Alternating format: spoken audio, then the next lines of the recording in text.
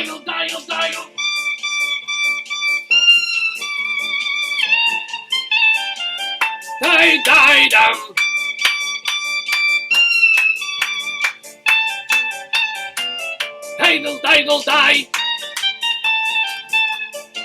Title, die. Title.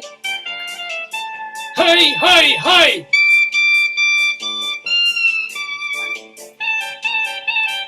Oh, swing out, sister. Yes, my friends. Hold on. Yes, I know she's turning the camera around. Oh, now I see her name. In a moment, we will see right side up, God willing, a delightful, adorable actress who was in a short play that the producer of this program, Dave, did. Hello. Oh, I see her. Now we just need to unmute her. Hello, Shalom. We unmute. Come on, you're a Jewish woman. Of course, you should be talking. Here we go. Come on. Shalom, damn it. Rabbi. Oh, Shalom, Misha. How are you? Is my Wi-Fi okay? So far, so decent. So we see you. Thank you. Good morning to you. Good morning, Rabbi. How was your Shabbos?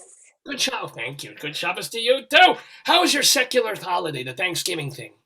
Oh, it was great. You know, we just ate a lot of food, drank a lot of wine, had a lot of family, you know, all the good things. Usually family and wine does not go good together. You know, if too much wine with family, not so. But yours, no issues, no fighting? No, there's always a little bit of fighting. Oh, like what? Tell me. Let's have some dirt. You know, there's always a little bit of fighting. You know, there's a fire. I mean, last year there was a fire. A fire at the table.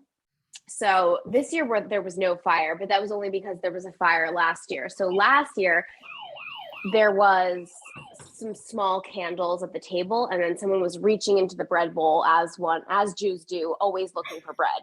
Yes. You know, because we're, you know, hungry. And so someone's reaching into the bread bowl, their elbow gets caught on the fire, then the bread bowl's up in flames, and no one seems to notice because everyone's like talking or whatever. And so I'm like, fire, there's a fire. And then everyone's like, oh my God, fire. And then You saved the day? And this was my first Thanksgiving at my boyfriend's house, and everyone was like, wow, Misha's really a firefighter. She's a medical professional. She's our Lord and Savior.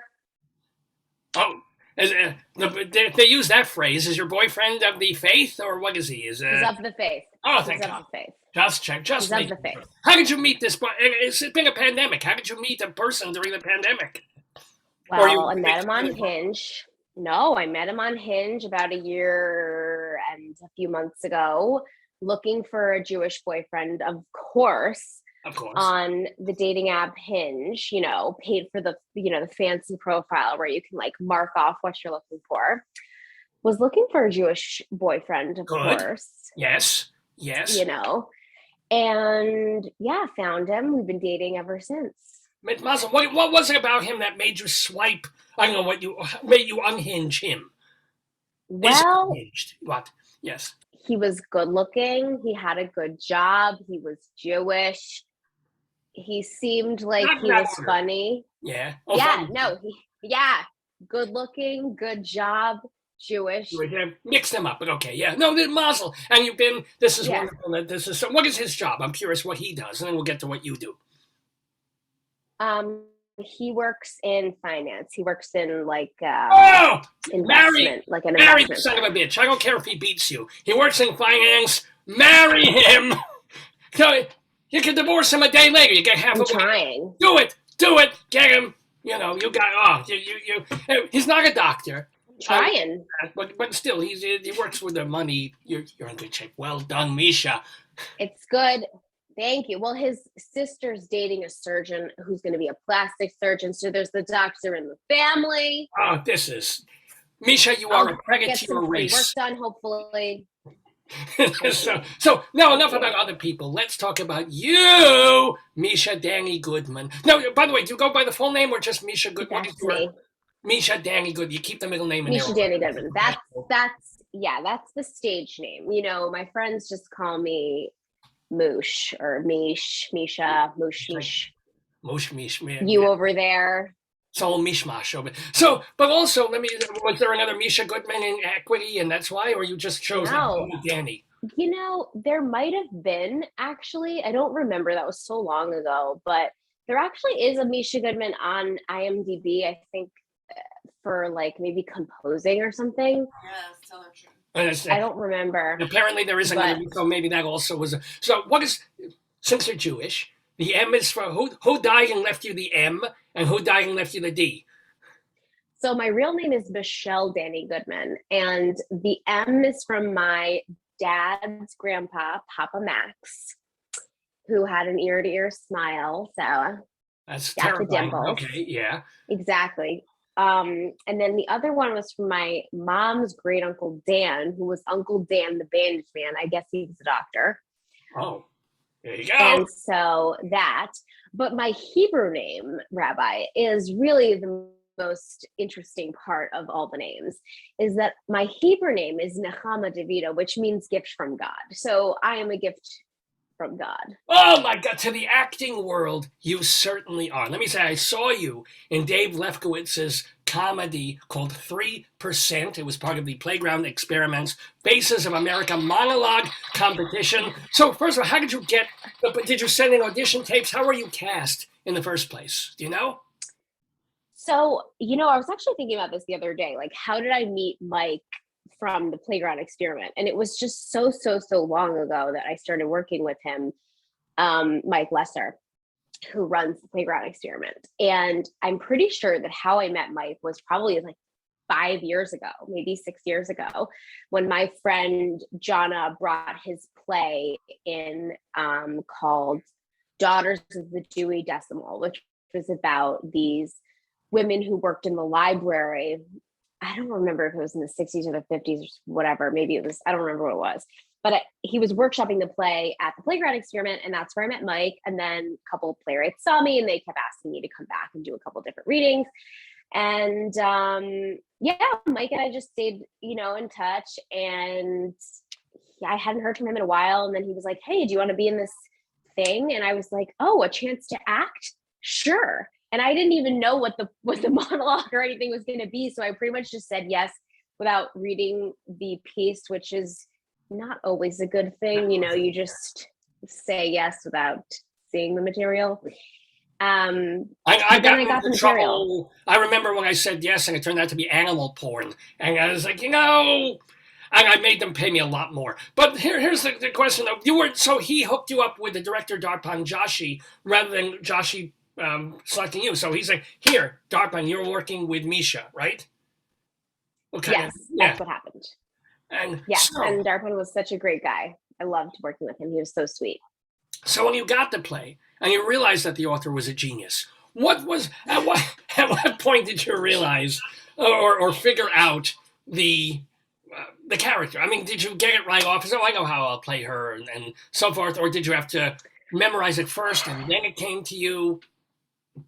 Tell me. Well, at first, so I memorized lines in a very specific way. I memorized lines like with no emotion, with no anything, and I memorized them by writing the first letter of every word on the page and looking at it like that. And that's how I learn it. And then when I'm memorizing it, I write every first letter of every word until I get the whole thing down. And then I start speaking it. Huh. I've never heard. Did you learn this from a acting teacher or just your way? No, but I actually randomly one time saw someone on YouTube saying that they did it the same way. But the reason I started doing it like that was because I was always writing down the lines over and over and over again to remember them. And then I was like, why am I wasting time writing down the whole word? Like once I've gotten the first part of the word, like the word is known. So it's like, why am I moving forward with the word? So then I just started writing the first word of every, first letter of every word. Yeah, no, that's a very cool thing. So in the process of writing those letters, but still flat affect, no emotion, no character, just amazing. At what point? Well, you try to do that. It doesn't always work that way. I mean, like I get ideas and then I sort of put it in, but like I try to do it that way, because I don't want to get something in my head and then not be able to get rid of it. Right. if it's not correct. Well, when you started working with the director, Darpan, how much was there already? And then you said, oh, try this or take this pause. Or how much was you waited? You knew the lines, but you were tabula rasa when he got to you. Yeah, so we only had one rehearsal together, and I knew we were only going to have one rehearsal. So it wasn't like I was relying upon this one rehearsal to really turn me into, Meryl Streep. So I had most of it like ready. But what I did work on from like since our rehearsal and to the performance was really making it more real, because like I totally understood the character, because like you get it, like she's very cringeworthy, but also like in order for that to resonate with people at all, it has to be real and come from like a genuine place. So what I worked on was really bringing it down to earth and making it relatable, because when I first started doing it, I was like really hyper and really excited and really wanted the job, and it was just too much, and making it too much made it more unlikable. And like, if you know Dave, you would, the writer, like what an asshole. I know him. He's a brilliant writer, but an asshole completely. Yes. Right. So a lot of the lines are kind of unlikable. She doesn't mean to be unlikable. She's being genuine, but it's hard to watch because you're just like, oh my God, like, you need to stop. You just need to stop. Right. So you have to like find a way to be the most likable version of somebody who's saying these very unlikable, dumb things, because those people exist. No, of course they're everywhere. Yeah. Oh, please! Yeah, Darpan was saying to me in Chicken and Biscuits on Broadway is when no, they wouldn't even take my calls. Raising in the Sun, I tried. I put on a shoe polish. Nothing works. Have you ever done that with your resume? Have you ever ever put or said that you could ride a horse because it said has to ride horse, and then it's like, oh, I better learn to ride a horse if I get this part. Have you ever fudged? Haven't we all? Yeah. Come on, yeah, but about what? Was it accent? Was it? I mean, we have. Okay, so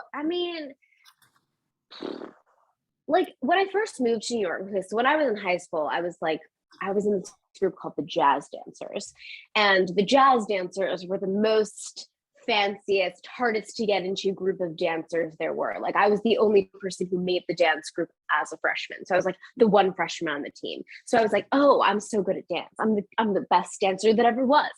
Right. So I danced all through high school, and then I danced a little bit in college, but then I sort of stopped dancing. And so on my resume, like said a bunch of dance. And then, in the last few years, like I realized like I really need to add the word basic in front of some of these words, because it's really not, someone expects you to like do tap, do jazz, like do ballet. Like you better like do that, or you better write basic, because that's definitely Cassie.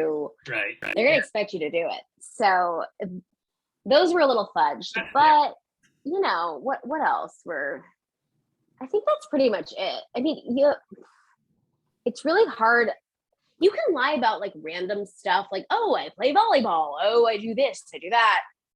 But it's going to come around and get you. Like I used to work at an indoor cycling studio, and I was like really good at indoor cycling.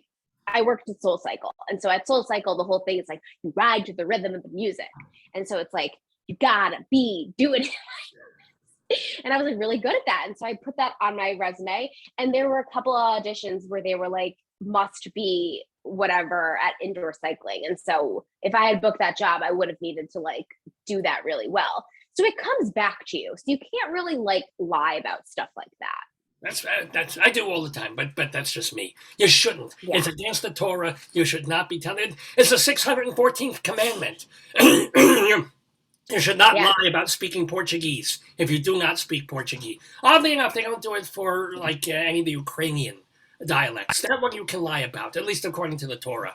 Rashi has. Where am I going with this? Anyway, we're talking with MISCHA Dani Goodman, starlet of the little show 3% that was part of the day. But the other thing that you are really pushing and working on is not only are you a main actress in a short movie, but you executive produced a comedy called Unbridaled. So please tell us about this whole project and how this came to be, and the fact that you're not just you're behind the camera, you're finding the money for this thing. Talk. Yes. Okay. So I, along with my best friend and business partner and soul sister and, common law marriage partner, Caitlin Simpson, almost, because we've spent so much time together, have been working on this film for many years. It's been like in its inception. We've been like actually filming pieces of it and that kind of thing for the last 2 years, but we raised the money to shoot it in 2018 and the idea came to us in about 2017. We were like sitting in her apartment and we were invited to all these weddings and we were thinking like, oh my God, when they ask us like, what do you do? So what are you up to? It was like, oh my God, like this idea of like what they expect of women of a certain age to be up to. Like they expect us to be engaged, have a great job, looking to buy an apartment, like all of these things that like Caitlin and I were just not. We're going to Soul Cycle, all of that. Yeah, exactly. So we were just grappling with this concept of what it was like to be, not the woman that the rest of America expected us to be at this point in our lives, not even just because we were artists, but just another is like living in New York City, I feel like is a much different lifestyle for a young woman than the rest of the world. Even like, I felt like at this time, my friends in Boston were like getting married and having kids. But my friends in New York were like not getting married and not having kids. Like we were just at a different place, but the pressure was still like building. And so that's kind of how we started thinking about wanting to do a movie like this. And we were also like, well, we want to be the leads in the movie. And I had been doing a ton of commercial work for a while. That's something that I've had a lot of success in, which has been great since I moved to New York. But I was like, I want to do narrative and I want to do something like what I like to watch. And what I like to watch is these big female, commercial style comedies. And if no one's going to give me the opportunity, then let's make it together. And so let me pause it right there because I am curious. This is not like something that somebody shot on a cell phone and you got together for a weekend. This is a short film. Is it like 20 minutes? How long is the film? Like it's 14:34. Well, about 15 minutes. But I see the camera on the thing. It's a professional, real camera. How much did you have to raise for this thing, and how did you raise it? Yeah. So actually, the camera that we shot the movie on is the same camera they shot The Hangover on. So it's like a really fancy. We did not shy away from that area of like doing the best stuff. We also had like an amazing DP, John Blackwood. Life is none of my business, but no, that's director of photography people. Yes. Yes. So amazing DP who helped us get some amazing shots and was amazing with the camera. But yeah, so we raised, I think it was $43,000 through Seed and Spark, which is a great crowdfunding website. I don't know if everyone who's going to watch this is going to know what that is. So it's kind of like a mix of Kickstarter and Indiegogo. You have to raise 80% of your funds to get them back. But what's great about it is they have all these like filmmaker perks. Like it's really a filmmaker's crowdfunding place. And we had a crowdfunding coach actually teach us and help us through this process. We hired a guy called the Kickstarter guy. His name is Justin Giddings. And we've actually become really close with him over the couple of years. And he helped us every step of the way, kind of crafting our crowdfunding site, creating our incentives and building the campaign and getting all this stuff. And we did need a little bit of money outside of the money that we raised. Well, that's what I'm curious about. Does $43K pay for everything, including the final edit? Or just that's the game plan. What? Sorry? That's the idea. I mean, that was the idea. You want people to think that you made the best movie possible with the lowest budget possible. Which you did. So the game plan was to make the whole, but of course, the game plan was to make that with that money. We did need a little bit extra, obviously, because it took much longer. So we filmed the movie in 2019. And before COVID, then that must have helped. It happened. You got it all. did. Yeah. It did. But then the pandemic hit. We also realized there were a couple flaws in the story, a couple things we needed to reshoot. And so we did some shooting during the pandemic with a very small crew, very COVID safe situation. And then we were able to finish it. So luckily I was also the editor on the film. So we didn't have to like pay an editor to keep doing it and doing it and doing it and doing it, because that would have been way too much. And you were able, I mean, that's almost a full-time job. I mean, sitting there with the edit, we're using what, Avid, or what is your yeah, so I originally did the film on Final Cut Pro and then moved it into Premiere Pro. So now I use Adobe for everything, but originally I was using Final Cut. But then when we were moving originally, so we went into post-production twice. The first time when we thought we were done, and then the second time when we knew we were done. Right. So the first time when we thought we were done, they were like, oh, we can't take the file in the format that you have it. And so I was like, oh, okay. So I learned an entire new program and whatever. But then from then on, I just used the Premiere program. And how long did it take you, even for a short film, but all these takes and takes from 2 years ago, then 1 year ago, how long did it take to go to at least a rough cut, a watch with music and effects and everything?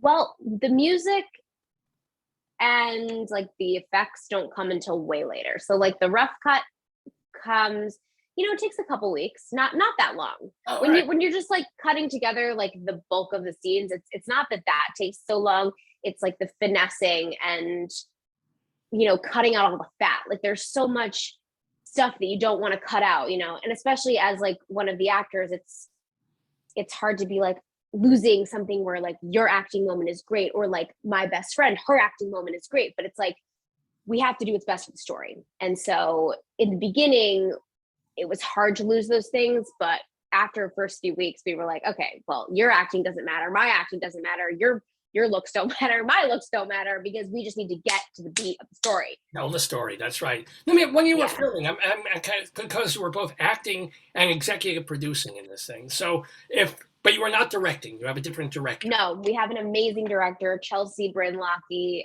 She has been with us for, I think probably 2.5, maybe 3 years, 2.5 years at this point. She like was so committed. She has gone above and beyond her role as a director and turned into a producer. Well, but when you were, like, if you had a disagreement, you being both the lead actress and the money person, did you ever have a thing with the director, like either on set or off set, of like, no, don't do it this way, or I don't feel, or should, no, that's the take, no, that's the take, and then did you have to, who pulls rank at that point? Do you mean on set or in the edit? Well, first on set, and then maybe also in the edit, because I'm curious. So, on set, like, the funny thing is I don't remember ever disagreeing about anything like that. Also, there's no time. There's like no time for any of that shit. Like, because you're shooting like a low, even though you have, what you think is enough money to do anything, like there's never enough money. Like you're shooting with no money, no time, you're losing light. The first time we shot, we had daylight savings. That was not pulled into the time frame. Like no one knew about daylight savings. We lost an hour of the day. So we're like racing against the clock. So there's no time for that. So you do the best acting you can, and you take the notes that you can. But also Caitlin and I have been working on it for so long that we came to Chelsea with the ideas that we had and worked together, the three of us, to come to what we wanted before we got to the set. In the edit, there were definitely times where Chelsea and I disagreed on what should be, like, story-wise.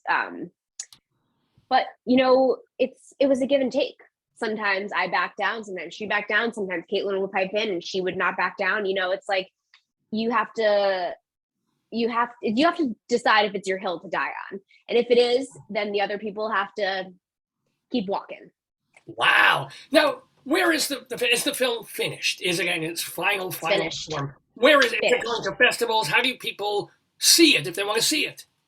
So it is currently password protected on Vimeo, submitted to over 21 festivals. from my lips to Rabbi to God's ears, please God, let us get into some good festivals, push my career forward, let me get discovered, let me do good things. Right. So once it goes to some festivals, we'll be able to send it to people and show them and have some sort of premiere. Hopefully we'll have like it go to a festival in New York and have like a New York premiere and literally invite everyone we know and have a big party and stuff like that. But we're not really sending it out to anyone other than, very close people to the production at this point. Let me ask you though. Now you put obviously 3-4 years heart and soul into this project while doing the other things that you need to do. Back in the day, like if you wanted to be a Broadway dancer, they were like, back in the day, I'm talking like 20, 30, 40 years ago. Stick with that. Don't do don't lose your focus. Right? If this is what you want to do, you got to concentrate on this. You are acting, directing, and now also producing things. Do you fear that, by not focusing on one, you're just going to be swimming from thing to thing and not really have a stake in one thing that you can make a full career of? Yeah, sometimes I have those feelings, but not often. Because doing this project has really led me to realizing how much I love being like in the center of the film, like not just the actress, but like I loved the editing. Like I've now taken up professional editing. I'm doing narrative editing for other people. I love doing that. I love the storytelling and I love being in control of the big picture, like especially for female driven comedies. And that matters to me, like representation matters and telling the stories that I want to see matters. So yes, I want to star in all the movies all the time, but and I'm in no way giving up acting and have no plans to give that up ever. But I do see the value in the whole picture and doing the other things as well, because I think you can have it all. You just can't have it all at once.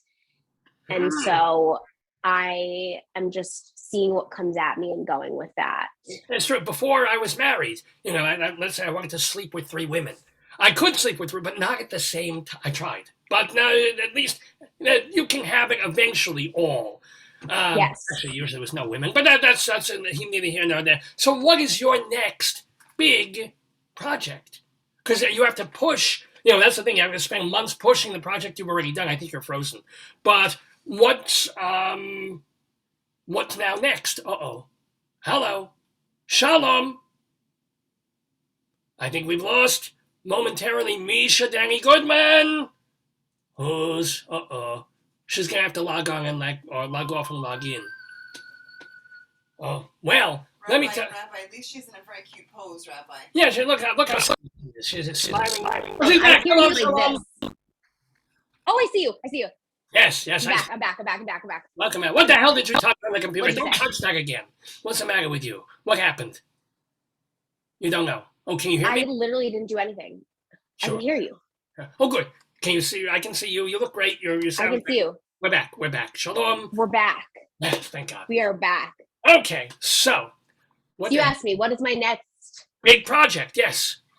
That's a great question, Rabbi. Thank you. Rabbi Sol, I don't know. I'm trying to figure that out. I mean, do you have another script? Well, you didn't write the Unbridaled film, so yeah. We created the Unbridaled. So we conceptualized it, but we had someone else write it. We are trying to turn Unbridaled into a feature. So that is a project that's on the docket. And I have a couple of things that I'm working on, a couple of other shorts that I'm working on that are not ready to be talked about yet. But I have a couple of things in the fire. Only my long pants. Yes. Yeah. So I have a couple of things that I'm working on. I haven't decided like what's going to be the next one of those things that I would like to bring to fruition. But because Unbridaled literally was just completed like a couple weeks ago, maybe like a month and a half ago. Awesome. Yeah. So we just finished and it's been so much work for so long that I've taken a tiny break, but I've been working on this kind of last single girl concept. You know, like you get the call from your friend that's like, oh, I'm engaged, and you're literally the last person that's not married, because all my friends are getting married and it's like a big thing, and I'm literally the last person to be engaged of anyone I know. So I'm working on a concept about that. And what about how much time do you have to spend in your life, or since you're an actress, obviously, auditioning and going for roles now that the world sort of is temporarily opening up, and there's off Broadway and off Broadway and Broadway and film and commercials. Are you still doing commercials? Yeah. I did one a couple weeks ago for the streaming service called Fubo TV. It's like a sports streaming service. I haven't seen the spot yet, so let me know if you see it. Is it national? I think it is, and it should be good. And yeah, so I'm definitely get a couple tapes a week. So that's pretty good. Throughout the pandemic, it's been pretty consistent with like a tape a week, a couple tapes a week. Things that are, now that things are opening up, like nothing's changed as far as like auditions in person. Like tapes are still tapes, callbacks are in person. That's what I've noticed so far. So it's not going back different. Going back a few years before the pandemic, before all of this, you were auditioning like all the other actor people. You'd show up, there'd be a call. Are you equity? Did you do? Are you? Yeah. So what was your worst ever audition? Most embarrassing. Most. Oh my God. Okay. Are ready? You ready? I'm not going to name names, but here's what happened. So I went, and there's a very, very like famous, not necessarily famous, like a very well-known casting director, casts a lot of things in New York, a lot of TV, a lot of movies. And I had taken class with him a bunch of times, and he's kind of a tough guy and, you know, big and like kind of scary, but he was like always nice to me. And so I thought, whatever.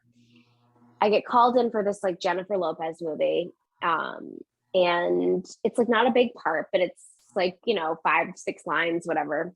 All right. And I go in and I say to the guy, like, I honestly, this was like 3 years ago, so I don't remember what I said, but it was something along the lines of like, haven't seen you, like, it's so great to see you again. Like, haven't seen you in so long. It's so great to see you, like, in a really positive way. And the guy literally like whips around and he's like, you should never say that to a casting director. I didn't remember that I hadn't seen you in so long. And now I'm thinking that I haven't called you in so long. And there's a reason probably why I didn't call you in so long. And I was like, right. Wow.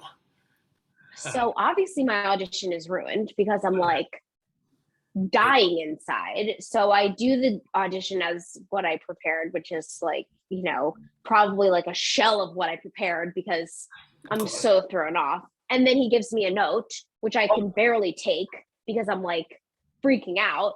And then I leave the office and I had to call my manager because I was like, oh my God, like, I need you to know about this because I don't think I'm ever going to get called in by this guy again. And it went so badly. And she was like, oh my God, I'm so sorry that happened to you. Like, it's going to be fine. But literally, he never called me in ever again. Ever. And since he's never going to call you again, you want to name this asshole? You want to... No, because you want to know something super weird? Recently, he told someone that I was his student and he really liked me.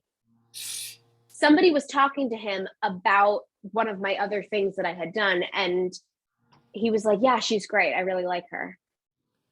Are all people in the entertainment industry mentally ill on some basic level? And, you know, seriously, I mean, I'm sorry that experience wasn't on you. You know, that experience was on him. Absolutely. This wasn't, but what was your, even if you didn't get the part, what was your best audition?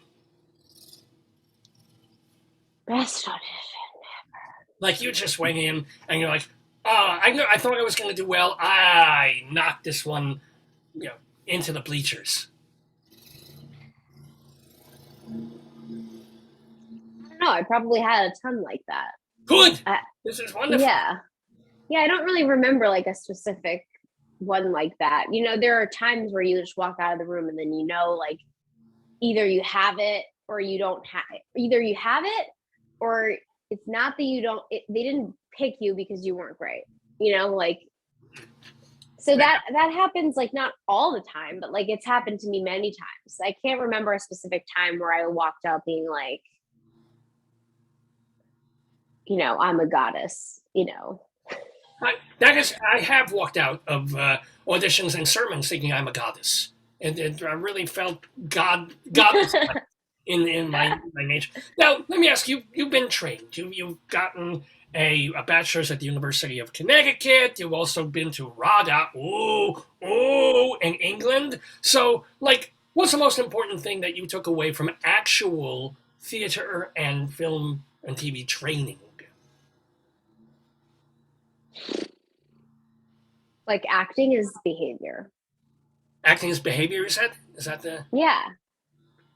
Like, okay, that was quick. So, next question. Yeah, well, at least TV, like, you know, film and TV acting, like, and maybe that's not the most important thing, but that's the thing I think about the most in the auditions that I do the most, which is like, what is the behavior that tells the story? Because, like, you know, for many years, like, as an actor, you're like, what am I feeling in this moment? You know, but it's also, it is, what are you feeling? And it is all of those things, but it's also like, what is that person doing in that moment? Like, what is a human being, like, how does a human being behave in those scenarios, you know? And I find as actors, we are often forgetting, like, we are also human beings, and like, what is a normal person doing in that scenario? Well, they're not just standing there talking to someone, you know, like, you're checking your phone, like, you're thinking about the next thing, like, you're having a glass of water, like, you know, you're just being a person. Like, you got to be a person when you're acting, and you forget that because you love doing all the other stuff, like feeling the things and experiencing, like, the being in the moment with the other person, like, all that's the fun stuff, and all that's like what keeps you alive. But remembering that you have to be a person is hard. It should tell you something about actors that you have to remember to be a person. This should explain the whole mental illness key right there. But let me ask you, in England, with the Royal Academy, you studied specifically Shakespeare, yes? What did you learn that was a key or a clue to deciphering and performing the Bard? That was a while ago. What was the key to performing? We focused a lot on, like, breath work at RADA. It was a lot about, like, breath and movement, and I had a movement this morning. I feel so good. Yeah, no, that's so. yeah, just like we had a lot of different voice classes and a lot of different, like, yeah, we had multiple different, like, voice and alignment classes, like a lot of Alexander and stuff like that. So they're really focused on the body as, like, a total instrument and not just, like, the words themselves. Well, that was helpful. I mean, have you found yourself going back to Alexander technique and other things that you used at RADA in the other acting that you do? Or was it good to learn, but it's kind of backgroundy? You know, I do sometimes. I haven't done Shakespeare in a while. Like, when I went to RADA, I literally was like, I'm going to be a Shakespearean actress. I'm going to get rid of everything else in my life because I am serious. And I'm going to move to London. I'm going to get rid of my family and my friends. And I'm going to move here and drink nothing but water and Shakespeare, you know? You were young. Then, like, yeah, I was young. I was crazy. But yeah, like, what's also great about Shakespeare is, like, again, being a person. Like, you are saying these words and you think and you are in these very heightened situations, but you're also like a human being. And what are these human beings doing in these moments? that's right. You know, you have to remember that they are much simpler than you imagine. Like, the moments themselves are much simpler. Let me simply remind you that the human being we are talking to is MISCHA Dani Goodman. If you want to know more about her, first of all, she has a website, but it's unbelievably impossible to just type in that they have to Google her to get to it. It's a Wix site, but it's MISCHA Dani. Really? What's that Wix? Oh yeah, don't even. No, it should just be MISCHADANI.com. Oh, MISCHADANI.com. Oh, there we go. MISCHA, Misha, DANI. Don't put the good name. It's MISCHADANI.com, and that will bring you to the Wix site of her reel, her resume, her stuff, her blah, blah, blah. Dave, the producer of this program, he will be putting up as soon as he can the video of 3%, the play that Misha was in just a week or so ago virtually. And of course, if you are a film festival person or a producer person, do contact her to see Unbridaled, which is... Yes, contact me. I'll show it to you. Absolutely. Now, we're waiting for the people who are coming in to play the game, the trivia with Misha, the trivia game with Dave and her, but they're not here yet. They don't know why. It's 10:31. Come on, you bastards. But until then, I have a couple more questions, including, I have to know this. Oh, my God. One of the things that you mentioned on one of your website-y places is that it was in Connecticut, and you were assisting on a play. And it was a Neil Simon play. And in this play was Pat Sajak. And you were the assistant to Pat Sajak on The Odd Couple. Oh, yes. Tell us a story. You know, like, you're going to hate this, but it was a lot more boring than you would imagine. I can't imagine Pat Sajak being more boring. But okay, go ahead. Please tell me. He was a great guy. He was really nice to everybody. I mean, he did fly in a private jet, which I did find to be weird. But, as a random, not, rich person, I was like, ooh, private jet, can I come on? Did you? No. No, I didn't. He also has a son who's also is named Pat Sajak. So I was like, Well, and not us Jews. Jr., just Pat. He didn't call him Pat Jr. Well, he went by Patrick. Oh, okay. Well, but honestly, we Jews don't name people after people. So it's like not living people, certainly. No, not ourselves, for sure. No, yeah. But he was a nice guy, I assume. He was a pleasant. He was super nice. The only weird thing that happened on that production, I don't even remember exactly what it was, but the other guy playing Felix, I guess his clothes got lost at the dry cleaner or something, and he freaked out at the person who was owned the dry cleaner. There was some weird thing with the dry cleaner. That's all I'm remembering. But remember when I said acting mental illness? They go together like this.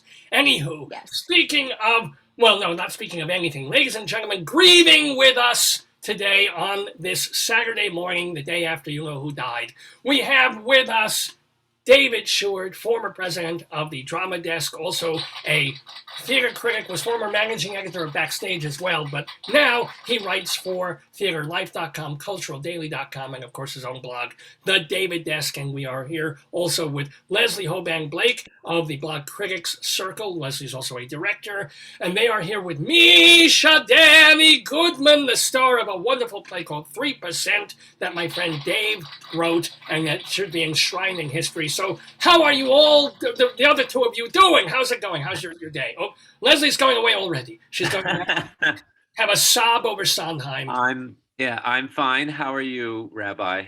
I'm all right. These talus fringes are filled with tears when I get the news. Did you lose it yesterday? Did you put on a Sondheim album and start? It's really funny. I was driving home with my husband from visiting my mother in Philadelphia.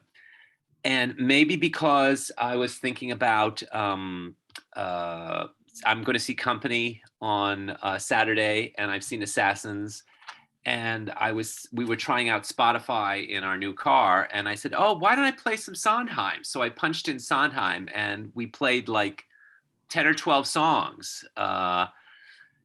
from, The Ladies Who Lunch to Now You Know from Merrily We Roll Along, and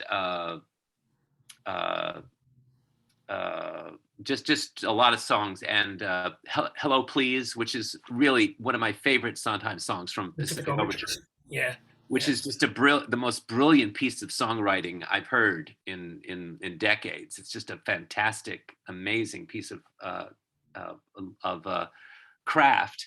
And we get home, and then I open my computer, and it says that he's passed away. And it's like, wow, that's so weird that I was thinking of him as that happened. Earlier in a restaurant, someone said, "Oh, somebody died. Was it Clint Eastwood?" And I said, "No, it wasn't. He's still alive." And then I left it at that. And maybe they were thinking about, maybe they saw the news about Sondheim, but it was just very strange. And what about where were you when you heard the news, Leslie Hoban Blake? And you need to unmute. Leslie, we need to hear you. Do your thing. Unmute. There we go. I turned on the news, and there it was. I mean, it was as if it were waiting for me to listen to it, you know. I am very thrilled that the one thing I got to do was I got to play Joanne and Company. That was my last appearance on stage in For Shit somewhere, you know, summer stock. No, it was not a great production, although our director had been in the chorus of the one on Broadway. You know, I mean, that was her claim to fame. And I got to, and it was, I used to, the hair on my arms used to stand up when I would sing that song. It was so, it just was, it electrified my entire body. And I mean, I'm not a singer, period. Forget about great singer. I'm not a singer. I could sing anything that Lauren Bacall sang. I could sing anything that B. Arthur sang. And I could sing this song, you know, I shouted it a lot more than singing it, but it worked. And I remember that I felt the only thing I wanted to do that I didn't do was Follies. That was the show. Well, I was offered the show, but it was during a season where I was doing another music. No, In For Shit, you know. Yeah, shit. I got it. Of course, I was offered the show, you know. And the problem was that I was already doing the B. Arthur role in Mame, and I didn't think I could do two large roles. I would have done the Alexis Smith role. I don't remember the character's name. Phyllis. But, you know, thank you. Let me ask both of you, or all three of you, did you, especially since, David, you were a journalist and remain a journalist for, I'm sorry, what? What? Bring back me. What? No, oh, that's right. Why am I doing this? Why am I still alive? I wondered why Rabbi Sol was doing this. I had no idea. Yeah, no, because I totally forgot to bring in the host of the show. No, we're not playing the game yet. So hold on. Let me ask David Shorten while he's answering the question. Let me bring David, the producer of the show. What was the question? The question was just going to be, as a journalist, you must have met and talked to and interviewed him. Probably you have too, Leslie, and maybe Misha as well. So tell us some in-person. Well, yeah, I did meet him once. He was speaking. There was some sort of it was a panel or something, and he was being interviewed, and I was attending as a journalist for Backstage, which is what I did then. And I had written a book at that point. Oh, hello, hi everybody. Hello. Dave. I had written a book called It's a Hit, which was, the idea was I was going to write a little synopsis and a little history of every show that ran on Broadway for 500 or more performances. And his shows, he had about 7 or 8 of them in there. So, and I interviewed Harold Prince and Wendy Wasserstein and Robert Lewis, who directed Brigadoon. And I gave him a copy of the book. And he, you know, I said, "Oh, Mr. Sondheim, this is my book, and several of your shows are in it." And he sent me a letter afterwards. I mean, he was very gracious. He said, "Oh, thank you so much. This is so nice of you." And then he sent me a letter saying, "Thanks so much for the book. I really appreciate it." So it was, and I'm sure he must have gotten literally thousands of. But he was like that. It's weird. I don't know where he found time to write, because so many people have these things where they got a letter from Sondheim. Yeah, you know, I should have written to it. I should have done something. So I should just have a letter. It's all over the internet today. Everybody took a picture of their letter from him, and it's really very nice. He was very nice that way. Did you take a picture of your letter too? I've got it somewhere. I don't know where it is. It isn't framed on your wall? No, I should have, but I've got it somewhere. We'll find it. Obviously, find it somewhere. And Leslie, did you ever meet him? I met him. I never interviewed him. I did meet him several times through the drama desk. I met him, and you know, for one thing or another, where we did that. But you know, just to fawn over him. No, I was not. I had nothing else to. I didn't tell him how badly I did the song. You know, the Ladies Who Lunge. I had learned from the record practically as a child. I mean, I'd known that song all my life. It's in my DNA. But when you're doing it on stage, it's different. And some of the beats are different and the things are different and the cues. And I could not remember which lyric came when. Oh. I knew all the lyrics. I couldn't put them in order. So they put down giant pieces of paper with the first letter. That's all I needed. The first letter of the stanza, of the first word in the stanza, across the front of the stage. E, everybody laugh, lounging and tap dancing, planning a brunch on their own behalf. But it was an introduction into each of those, right? Whichever one it was. And so just the first letter, that's all I needed. We figured it out. First we had the word, and I didn't need the word. So the papers got smaller, but the letters stayed very big because I wore glasses in those days and I couldn't see. Misha, good morning. I'm so sorry. We talked. Hi. I did not hear your introduction. Hi. So Misha, nice to meet you guys. Nice to meet you. One of the main reasons Misha's on is she is the star of the one-act play that I wrote called 3% that was in that monologue festival last week. That's so right. Okay. So welcome Misha, welcome David Sheward, welcome Leslie Hoban Blake. It is Saturday, not December, what am I saying? November 27th, 2021. We're here on Dave's Gone By. I'm Dave Lefkowitz. The sound effects are being provided by my lovely, adorable wife Joyce, as the coughing and hacking in the background. So we're all here. Good morning, lovely and adorable. Well, thank you, and I'll say Joyce to that too. But our trivia game is 10. Now Misha's never played that, so I do have to give the rules, but pretty simple, I think. 10 questions. They're worth 2 points each if you get them right. If you get them wrong, there's no penalty, but one of your competitors can then steal the question and get those 2 points. Cool. There are 3 rounds, 1 question each. A question goes to each of you. The first thing that I will ask you, and Misha, since you are our new special guest and friend of the Daverhood, can I have you please pick a number from 1 to 6 and tell me what it is? 3. David Sheward, don't you love the way he just makes it sound so normal? There's nothing normal about Well, it is normal. Yes, it's absolutely normal. Okay, so Misha pick 3. Gives us a 3. 3. Leslie Hoban Blake, could you kindly? I will stay with 6, thank you. Leslie's a 6. David Sheward, what number would you like to pick? David's gonna cuddle up. Oh, that's right. So we have 3 and we have 6. I'll say 4. 4. David Sheward with a 4. Okie dokie. So here's how this goes, and we're gonna try and revise it. I'm gonna ask Leslie especially to keep me honest on this, so that when numbers are closer to numbers, they're in a circle rather than linearly. We dealt with this happened while you were gone, David. This happened last week while you were gone. Oh dear. David Sheward. Somebody came up with the idea. I don't remember who. Somebody came up with the idea that that numbers are it's a circle, from 1 to 6. So that 1 is closer to 6 actually than it's a yes. Yeah. Okay. All right. Whatever. If you're okay with that, we've never done that before. We're okay. I think I have to draw a Sorry circle about like that, Misha. You don't get to vote, Misha. It's okay. It's okay. I don't even know what the game is. So And you may not when it's over. And you may not when it's over. The only thing I neglected to mention to Misha is that for the finale, for the 10th question, which is either a tiebreaker or is just done for funsies, you'll need a pen or pencil or piece of paper or scrap paper. You can run and get it when it's time. You're not near? Can you draw with blood on the wall or something? Oh, there you go. Go get it. I can go get one. Hang tight. We're hanging tight on Dave's Gone By. So, let's see. Let me spin the die and let me see who will choose. So I spent my morning watching Liza with a Z.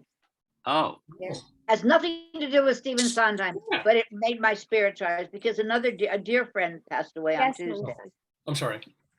A theater friend, an a dear friend, a man who's 99 years old and was the husband of a very dear friend who passed away many years ago, and I inherited him as a friend, and he moved to Arizona to be with his 2 daughters, 99 years old, and very peacefully in his sleep with his daughters around him. So we've been in constant touch about. Well, was he Eliza? How does that connect to Liza with a Z? I just needed something to raise my spirits. Oh, I see. Liza with a Z always raises my spirits. Nothing to do with Sondheim. Nothing to do with my friend. Just something to lift me up. That's all. Yeah, that I, was I true. can't believe how good that show is. Every time I Oh. watch it, I don't know what you think of it, David, but it's just brilliant. I've never seen Oh, it. yeah. Is it on YouTube or It's a time capsule of the 70s and Halston and Liza, and you know, it's just brilliant. What is it? Liza with a Z. It's like her most Oh, famous. we saw Halston. So, I rolled the number 4. Oh, no, sorry, I rolled the number 5. Excuse me. I rolled the number 5, which is problematic because it's between David and Leslie. So that much I can tell. This time I rolled the number 6, which is Leslie's number. Leslie, you can decide. Do you want to go first, second, or third? I will go second, please. Ooh, Leslie going second. Okay. No, I've discovered that second is a very good position. Your second. Not in sloppy as, but you know, That's nonetheless. what you said last night. I know. I thought if I talked a lot, you wouldn't get it in, but Misha, you'll learn we're all disgusting. We're horrible individuals. My next number. I would accept nothing less. Oh. Here's the deal. Okay, so this rolled a 1. Now, normally, that would be closest to Misha. Is it still? I do believe it is. Yeah. well, I'm not playing Right, at right. that point. So If it definitely weren't, closer to me. it would be closest to Leslie, right? Okay. Got it. Okay. Whatever. Misha, you get to decide. Would you like to go first or third in the game? Third. Ah. Please so I always go- want to start. Smart girl. See, you don't even know how it's played, and you're Okay. I'm ready. Okay, we're all ready to play today, yesterday trivia. The only thing you need to know, Misha, is that most of these questions have to do with things that happened in history on a particular date. This day, November 27th. So it could be November 27th, 1500, or 1982. That's sort of the don't freak, don't panic. That's the question. Oh, I just lost my light. Oh dear God. I can still see you. I know. I knocked my light over. Oh, Do I look better with the light or without the light? You're I'll fine. go either way. You look. No, Oh, there's- wait, no, you lost it. Stop that. that's good. That's There good. you go. You're good. Yeah, that's lovely. That's good. Okay. Okay. And It's very dark outside, and I generally work by by outside light. So Got it. Misha, one last thing to tell you, and my wife reminded me that especially first timers don't expect to win or get anything. A lot of people, there's nothing to be embarrassed about, although we will humiliate you. But sometimes people get no points at all. It's totally in fun. There's no prizes, and the questions are intended to be ridiculous and deceptive most of the time. Okay? Great. So just wanted to Just throw for that. fun. Well, I have no dignity anyway, so it doesn't Yeah. matter. It's all oh, good. you're lovely. Just one thing that you should know, and that is that he mentioned it, but he didn't say it enough. He uses the dates as a jumping off point. Used to be that was the actual quiz. It We can be actually had to know tangential. things from that No, period. Now I he don't uses remember. Huh? I don't remember who was always that way, but In the beginning when I played, it was like that. Yeah. They Now were it's real- that they- shit. Yeah. all right, And we're then ready. I don't know, for some reason, somewhere along, and I love this game now. It's really it's cuckoo, but Thank you. too much Liza on the brain. I haven't used that word in 100 years. But anyway, so you don't have to worry about whether you have historical knowledge or not, Yeah, because it yeah, probably usually- won't even come up. Great. Probably not. I'll just make it up. I'll make up an That's answer. a I good did. way to go. Yes. Good way to go. Okay. David Sheward, I have a Yes. question for you. The first Okay. question in our quiz, round 1. The year was 1798. Okay. Released from a Russian prison today is Rabbi Shneur Zalman of Liadi. I know you know him. Although he was accused of treason for supporting Jews living in the Ottoman Empire, Russian Tsar Paul I let him go, which is why the Chabad Orthodox celebrate this day on the Hebrew calendar as a minor holiday. Anyway, Zalman's best-known book, which laid out the Chabad belief system, is called Tanya, the Hebrew phrase for "it has been taught." Since we're talking Tanya, which of these is false about country music legend Tanya Tucker? So, I got it. Yes. I got it. Okay. I knew. Okay. Okay. Go ahead. A, it is a multiple choice. In 1998, a routine facelift went wrong and left her without a sense of smell for the next 2 years. B, she once appeared on the Hoyt Axton Country Western Boogie Woogie Gospel Rock and Roll Show. C, when she recorded her first hit Delta Dawn, she was only 13 years old. Or D, her 2017 single Forever Loving You was a tribute to her former lover, Glenn Campbell.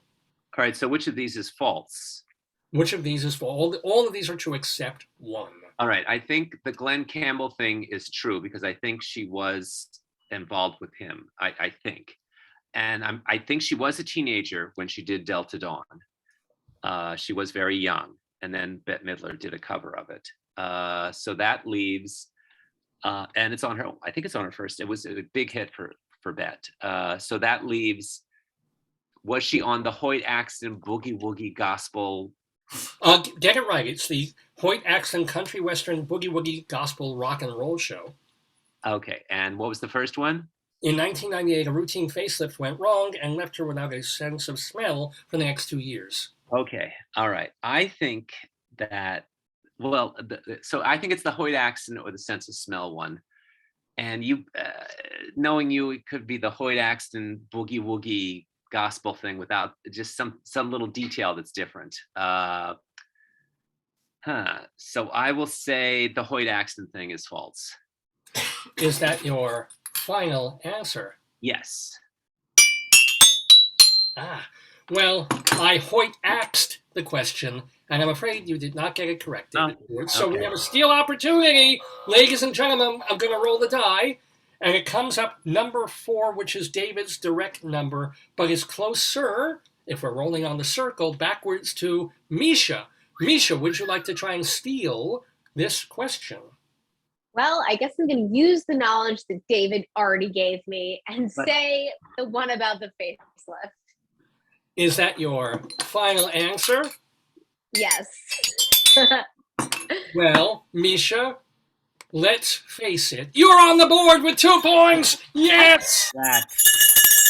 Thank you, David. I overthought that. Oh well. Little bit. Well, here's the deal. Here's what there really was. First of all, I just had to get in that it really was called the Hoyt Axton Country Western Boogie Woogie Gospel Rock and Roll Show, and she was on it.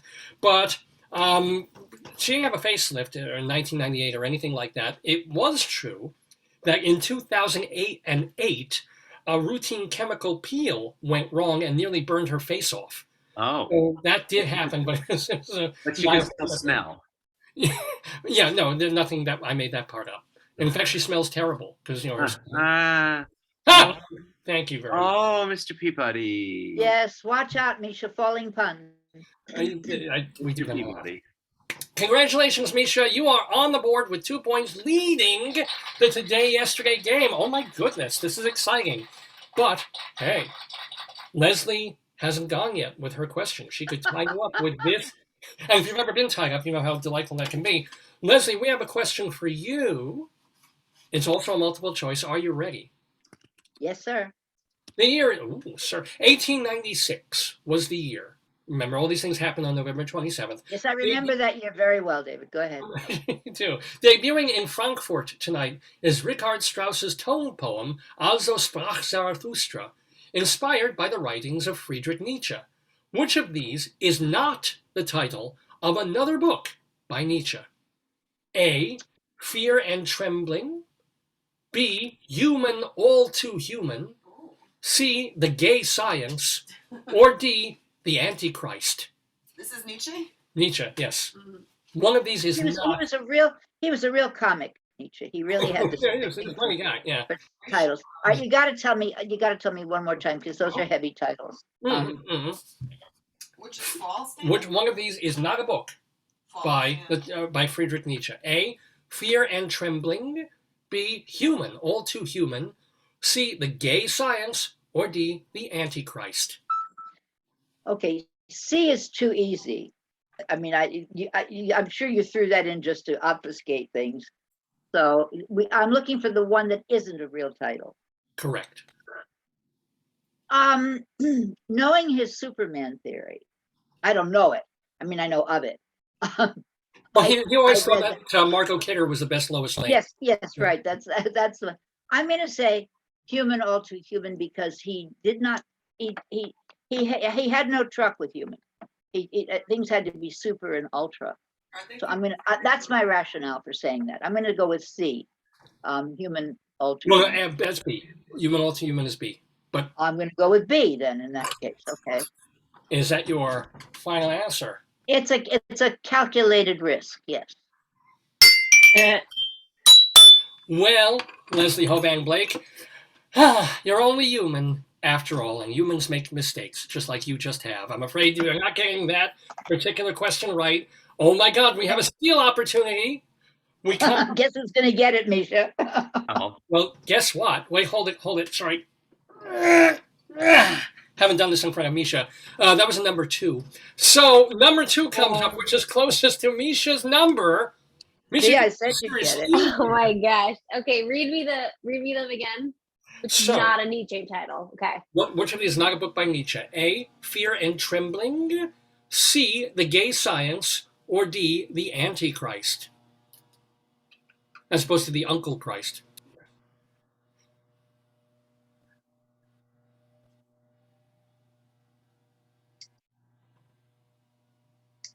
I don't know. I'm just going to go with The Gay Science. Is that your... Yeah. Oh, good, because I get to make a joke. Good. Well, appropriately enough for gay science, you blew it. So that is not the correct answer. David Short. all right. You have a 50-50 shot here. All right. That's kind of upsetting because I know there is a book called The Gay Science. It was by Nietzsche. Yeah. I wasn't sure that Nietzsche wrote it or not. All right. So that leaves Fear and Trembling or The Antichrist. Correct. And Fear and Trembling is A and The Antichrist is D, right? Yes. I'm going to say The Antichrist. Is that your final answer? Yes.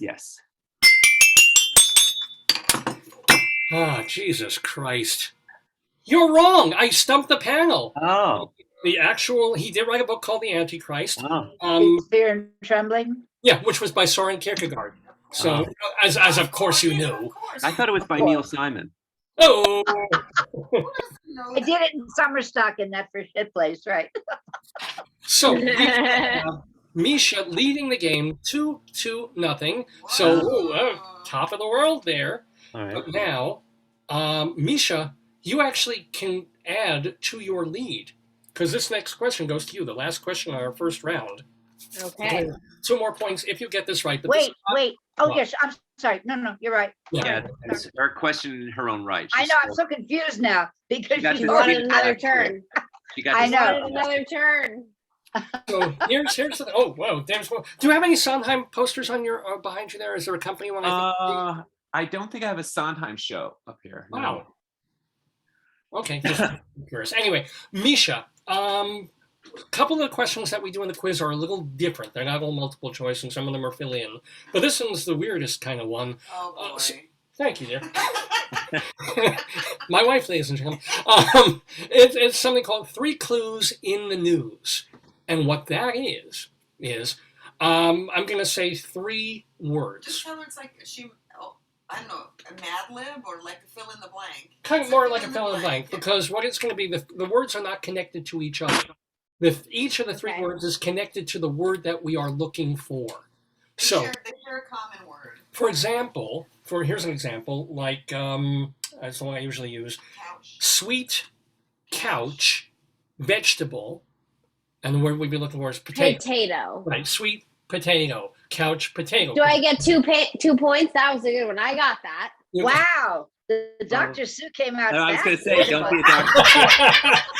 That's an in joke. Tell her that there was a guest who always tried to get points for everything. That's the fact. Right, yes, yeah. We love her. She's great, but you know, she'll You be were like, quick "Hey, I you were mentioned quick to this." get that. She has a little talking bear she goes in the park with, like Mhm. a friend, right?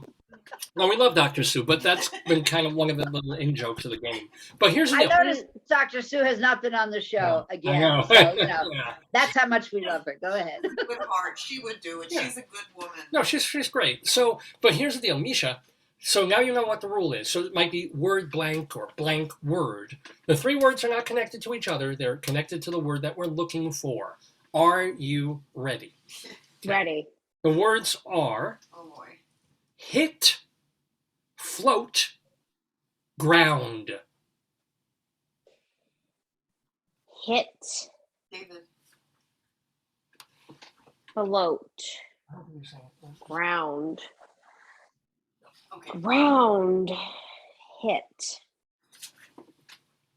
It's hit. Oh, Leslie's nodding her head. I think she may have. Don't say it, Leslie. What is it? The words are hit? Float, ground. Oh, and I should mention that these 3 clues are related, sometimes not so directly, to things that are in the news recently. So Okay. something that's in the Okay. news. Okay.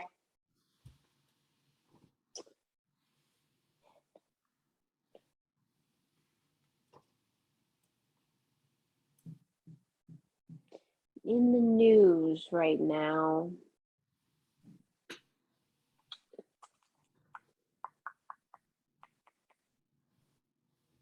Hit. Float. Oh. Ground. My wife just got it, so yeah. Homer killed a chipmunk. Think of the news. Think of what's happening. Oh, David knows it. You're gonna give it away, man. Think of the news. Think of the news. I'm gonna need an answer. When did those things happen?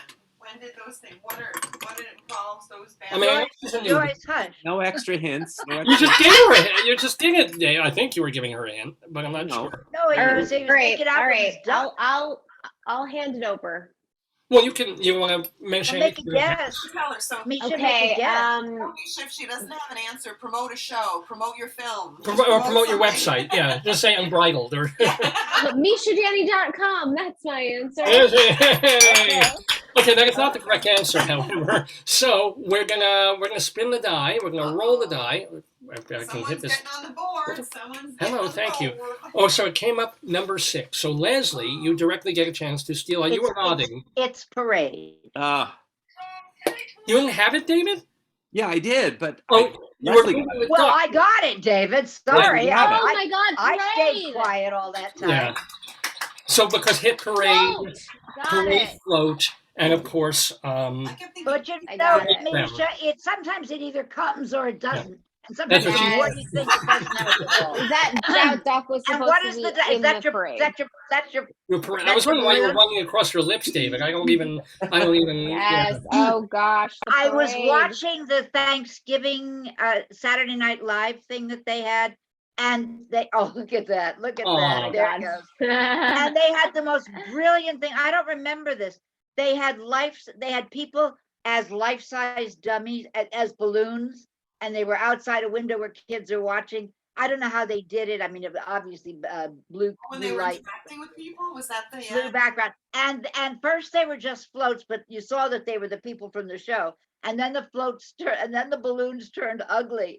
And they were coming for the people, and they were coming at you. It was hysterical. It was so funny and so clever. Oh God! Yeah. By the way, yes. speaking of ugly, I wrote this joke before even the Thanksgiving Day, but this was basically about the Waukesha, Wisconsin guy who drove into a parade. Oh yeah. Oh, really? Yeah. Oh, That was like less than a week ago, if you can imagine. It's just time. yeah. Well, this parade was just in the news 2 days ago, so that was. Yeah, no, you can't. By the way, excuse me for. Is your play coming up this weekend? You told me it was going to be released online because We're waiting. I think because it's a holiday weekend, they haven't done it, so they're going to take the whole. Because Yeah, Les. Go ahead. No, you saw. Yeah, you tried watching it, but I think you may have tuned in a little. I missed it. I got there like 20 minutes late. But I did get to see you make jokes in the little blurb as it went by. Yes, my The nipple nipple joke. Yeah. Yes, the nipple I'm joke. Mr. Nipples now. That's nipple going joke. to be my forever. Oh, the nipple guy. Like, great, The thanks. nipple guy. One It should only, David Olivine, you should walk down the street and people should come up and say, "Oh, you're the nipple guy." That would be fabulous. Not if they're police. Not if they're looking for a pedophile. And you say, "Oh, there's the nipple guy." It's like, no! I do not want that. Anywho, but thank you, Leslie. And as I was hoping by today they would have posted the. Yeah, I was hoping to be able to watch it. Clip of it. I was thinking you and Janet Jackson and was it Justin Bieber? Who was the guy with her? Was it? Yeah. Was it Bieber? Nipplegate was it Bieber? Justin Timberlake. Justin Timberlake. I know it was adjusted. I couldn't get the right one. Are they the same person? No, very different. Here's the deal, folks. Far We from finished it. the first No. round of our Today Yesterday quiz with Leslie and Misha tied at 2. David Sheward in the background there, but you know he's a hell of a competitor. You could tell he had that parade question. Didn't Misha have 4? Didn't she get 2 right? No. I thought she got. No, No, Leslie got the You're right, last we one. She got the 3 Oh, clues. you're right. There was one we all. but I gotta say, it's the girls against the boy, Misha. Oh, Okay. well, that's not right. Girls who do. Well, Misha, what you don't know is that, and you weren't here last week. We tied, David. Last week, Vicky and I tied. Oh, Which has great. never Vicky happened Crotty, before. who We had a tie game, and then we couldn't get the tiebreaker question. Oh. But David is, I would say, what, 85% winner overall. David, yeah. Well, I say that because I have won a few times, but not in anywhere near as many times as David. David is You like need someone to beat. still. What? Counting. So if we let's see. form an alliance, as in Yeah. Big Brother, look at that. Stay close like that. That's nice. So here we go. If we form my an turn. alliance, that's not a bad thing, you know. All right. Well, That's it. I'm finished. there could be Go ahead. strategy involved. You could help each other, but not David, or vice versa, or We you don't know. help each other. I can just root for you, and you can root for me. if you want. That would be acceptable. Okay, that's fair. We're not going to give any clues. We'll move on. Well, let's to our see second- how we go. Yeah. Yeah, let's see Move how on we to our go. second Right? round of the game. Whoa. So She's here's the cagey. deal. She plays all her cards. Okay. 3 more yes. questions, each one worth 2 points. David Sheward going first. So David, you can tie. We're in round 2, right? This begins round 2. Here we go. Okay. And Oh, it- Vicky said hello, Leslie. Girls rule. Hi. Good morning, Vicky. Who's here when we don't have a third? Okay. Vicky is actually watching us. Yes, Vicky, some Vicky, people oh, enjoy wow. the show. Well, you know, That's fantastic. Watching, and sometimes she plays along, but she's tired from doing all her performances. Stan is Yeah. watching all these wonderful people. You know, we actually have an audience. You know, believe it, it's a shock to me. But here's the deal, David Sheward. Yes. The year was 1911 for this multiple choice question. Oh, he knows. Okay. It was the first reported case of spectators at an event throwing rotten fruit and vegetables to express their displeasure. What was the circumstance? Okay. A, Richmond losing to Georgetown 65-0 in college football. B, the Folies Bergère and its new dancers opening on Broadway. Ooh. C, the New York premiere of the play Playboy of the Western World. Or D, New York Highlander Ty Cobb rushing into the stands to attack a heckler. Interesting. Well, I don't think it's A, because we've already had 2 questions where A was the answer. And even though you say there's no pattern, it wouldn't make sense for you to have 3 A's in a row. And I do remember reading in high school, we were reading Playboy, the Western World. And I do remember hearing that it caused a big controversy, that people were kind of upset about certain things. Because it portrayed the Irish as, you know, being barefoot and rustic. So it's And drunk. and drunk. Yeah, but that's a given. Yeah. That hasn't gone away. So the choices are. Give me the choices again. A, Richmond losing to Georgetown 65-0 in college football. B, Folies Bergère and its new dancers opening on Broadway. New York premiere of the play Playboy of the Western World. Or D, Ty Cobb rushing into the stands to attack a heckler. I think it's C. I think it's Playboy, the Western World. Is that your final answer? Yes. Well, David Sheward, you are the Playboy centerfold. You got that right. It was controversial in Ireland, and then New Yorkers. Yeah, the Irish got all head up about it, about the way they were portraying it. Come on, Misha.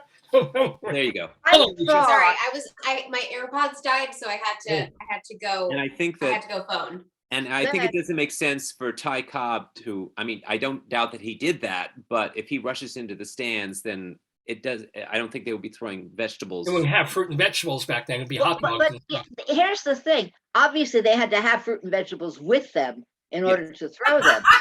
So you know, I thought that it actually happened in the olden days when they had like the Yiddish theater and they had the Italian theater, my old theater on East 4th Street, the New York Theater Ensemble, actually had Scorsese shot his Italian theater scenes there. It was long before my time there, but because it had such beautiful murals on the wall and whatnot. And those people, the lower class people, quote, the lower class people, brought food with them to eat. Oh. So it was my thought that started when somebody didn't like something, they were eating a sandwich, they throw a piece of food at somebody. But I don't know about the Playboy. This is new to me. So The Irish probably were throwing potatoes at like cabbage and potatoes at the But the Irish would have been eating, if there were an Irish theater, I don't know. But if there were, they would have been, eating in the stand. Or they could have just been coming home from the supermarket. They could have, yeah, exactly. Il n'y a pas de supermarché. Il n'y a pas de supermarché. Or Traeger Ojo's back then. Yes, right. Very funny. By the way, there's no vegetables involved, but in 1912, Ty Cobb did rush the stands to attack somebody. So that really happened. No doubt. Yeah. Anywho, what's also beyond a doubt is that we have a three-way tie. Yes! Yes, this is so exciting. And we're only into the second round of the game. Oh, yes, Leslie. Either of you remember that wonderful one-man play called Cobb? It wasn't one man. There were actually three men. Yeah. There was a Cobb on each base. It was 3 men. It was kind of corny with all those Cobbs. Thank you. Yes. It was at the Lortel, and Kevin Spacey was one of the producers. Oh, yes. Yeah. Yeah. It was good. I don't remember, but it was wonderful. Yeah. I thought it was great. I think the cast won an ensemble award for a drama desk award for ensemble. Yeah. I don't even know if I was in the drama desk then. I just remember seeing the play. Yeah, and they actually did it with a Native American cast later on. It was amazing. Yeah, that's a stretch. Isn't it? Yeah. That's a stretch. All the actors were Husky, so. Husky. Oh, a friend of mine, who you both may have met at my party, a friend of mine who's an actress, Perry Gaffney, went to Plymouth Rock on Thursday and protested with the Native Americans. Oh, okay. It was I thought that really she was protesting a vaccine mandate, so I don't get it. No, I'm kidding. But I thought it was really upping the game from serving food in a food pantry. I think actually going to Plymouth Rock on Thanksgiving, if you want to do, it was you when you made all the jokes. I just thought I'd throw that in. Yeah, please throw that in. That's cool. Anyway, what I want to throw in is that we're up to our next question. That Leslie goes to you. So if you get 2 points, you can take the lead in the game. Guess what, Leslie? You get 3 clues in the news. Of course I do. Because when I get them, Misha, I never know what they are. I only know when it's somebody else's because the pressure is on. Yeah. Go ahead, guys. Go ahead, Dave. You'll know how this works. 26 is my very all-time best number. It's my most lucky number, so I have to win today. Having said that, I will lose big time. Go ahead. 26? What? You have to number 26 behind your head. Oh, yeah. I think it's actually 826. But yes, okay. Here we go. I missed that completely. 3 clues in the news. Here we go. These are the words. Shelf. Coach. Cycle.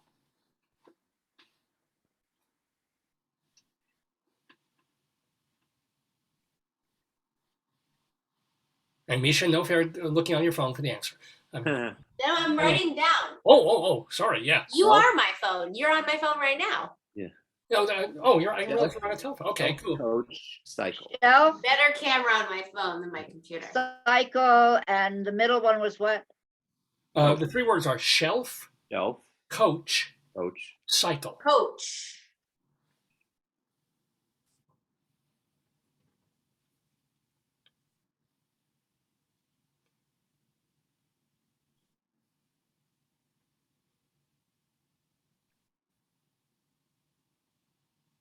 We turned into a silent movie for a moment. I love it.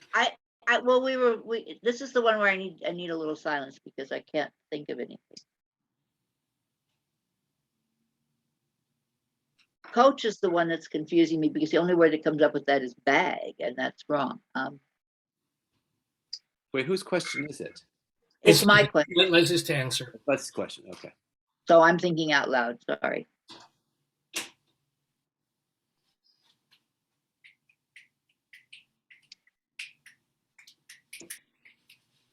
What's the question? Life. Life. Life. Is that your final answer? It's the one that just blew into my mind, and I'm going to go with it. Oh my lord. Every day a little life in the question, in the quiz. Yes! Leslie O'Van Blake, that is the correct answer. The word Yeah, I had that too. is the game of life. But it just suddenly came like that. I was thinking and thinking, and then it was just there. What's the connection? What's the connection with the news? Well, first of all, shelf life, life coach, life cycle. Right. That's what we were going for.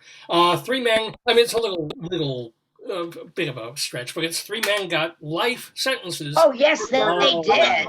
Yeah. Oh, did they sentence them? Well, They were sentenced to life on the first set of charges. Now they're going to get civil charges coming up. I know. No. They get imprisonment. The question is, do they have parole or not? That's the only thing. I know that they were found guilty, but Right. did they get? Did the judge? Oh yeah, they got life. The judge passed the sentence. Well, wait. Here's the deal. No matter what, they're getting life in prison. Mandatory. It's whether or not they get opportunity of parole or not that the judge has to sentence. But they're definitely getting life in prison. Oh. No matter what. That's Frozen? Oh no, she's there. So here's the deal. I was going to say, if Leslie couldn't think of it and it came to me, I was going to sing that verse from The Ladies Who Lunch. Yeah. Here's to the girls who play wife. Aren't they too much? Keeping house but clutching a copy of life. Just to keep in touch. Yes. Perfect. Oh. That was great. Follow the rules. Yeah. Okay. I would cast you in my non-traditional version. Well, non-traditional, he wouldn't be Bobby. Then he might Bobby be. Well, no, but why not a male Joanna? Why not That could be. why not a guy named Joe? It doesn't make any difference. And have a gay relationship with Larry and. Of course. Why not? Why not? Well, here's the deal. Leslie Hoban Blake, you're calling the shots right now because you are in front 4 points to 2. But the game's not over. We're only halfway through the game. Do I not wait. I don't mean to be Dr. Sue. I only have 4 points? Yes. You got okay, no, I somehow thought I had 4 before and I was getting 2 more. Okay, never mind. No, you got 4. I can't keep track. My mind is like a sieve, so that's that. Okay. Well, here's the deal. MISCHA can retie the game if she gets this multiple choice question right about an event that happened in 1978. Are you ready, MISCHA? She wasn't born. Before MISCHA was even first. Leslie second. Misha's third in the Okay, all right. So this is the end of the second round. Okay, go ahead. Misha, Off my pen. Ready. 1978 was the year. Oh, this is a fun one. Murdered today in San Francisco are Mayor George Moscone and Board Supervisor Harvey Milk. According to drinkmilk.com, which of these is not true about milk? Oh. A, adding a pinch of salt will help milk stay fresh for longer. B, 80% of the cheese made in Serbia comes from donkey milk because it's cheaper and locals prefer its strong taste. C, a female platypus feeds her young directly from her skin because platypuses don't have nipples. Purposely adding in. Putting sell-by dates on milk was a practice started by Al Capone. Whoa. One of these is not true about milk. Is false about milk. English, David, and English. Al Capone. Misha, he can repeat everything for you if you need it. Yeah, I will read them Yeah, again. repeat them, please, if you don't mind.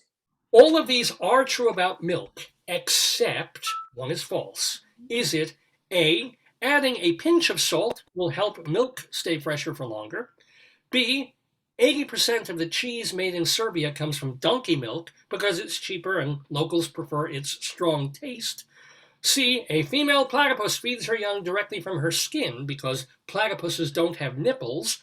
Or D, putting sell-by dates on milk was a practice started by Al Capone? I feel like the last two are a little too specific to be false. The second one, the milk thing is tricking me out because it's like salt and like preserving things and making them saltier, keeps them good for longer, but it's also like a liquid.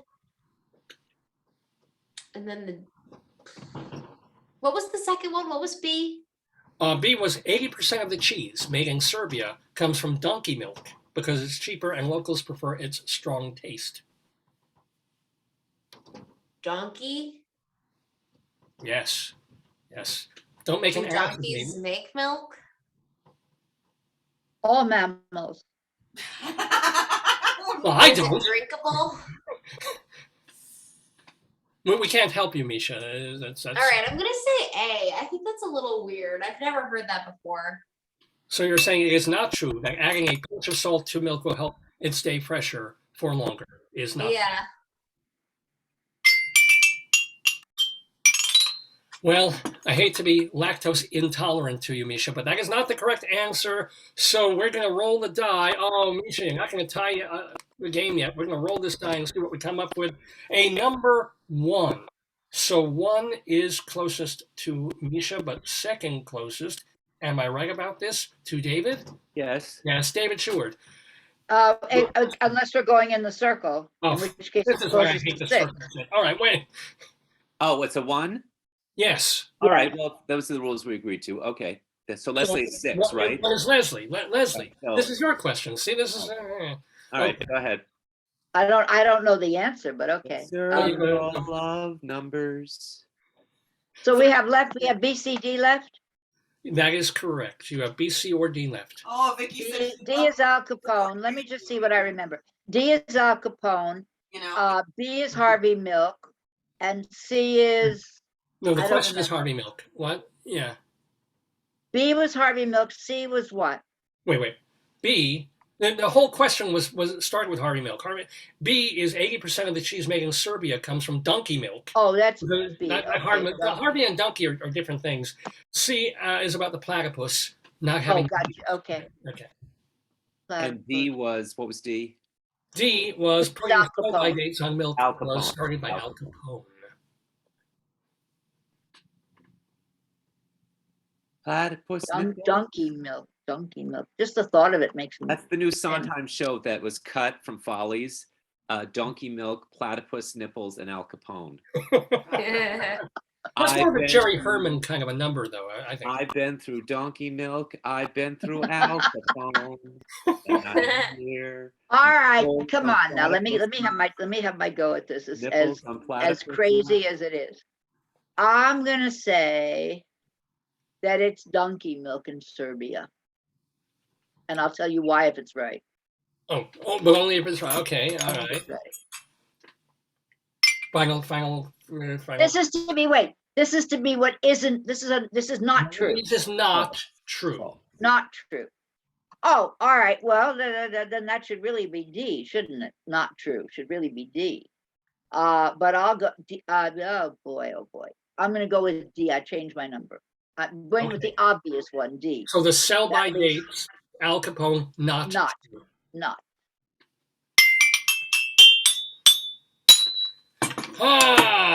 Well, wait, I'm trying to think of a pun here. How about this milk is sour. I'm gonna I'm afraid to go hey, gangsta on Hey you. Louis, stop putting sell-by dates on this milk.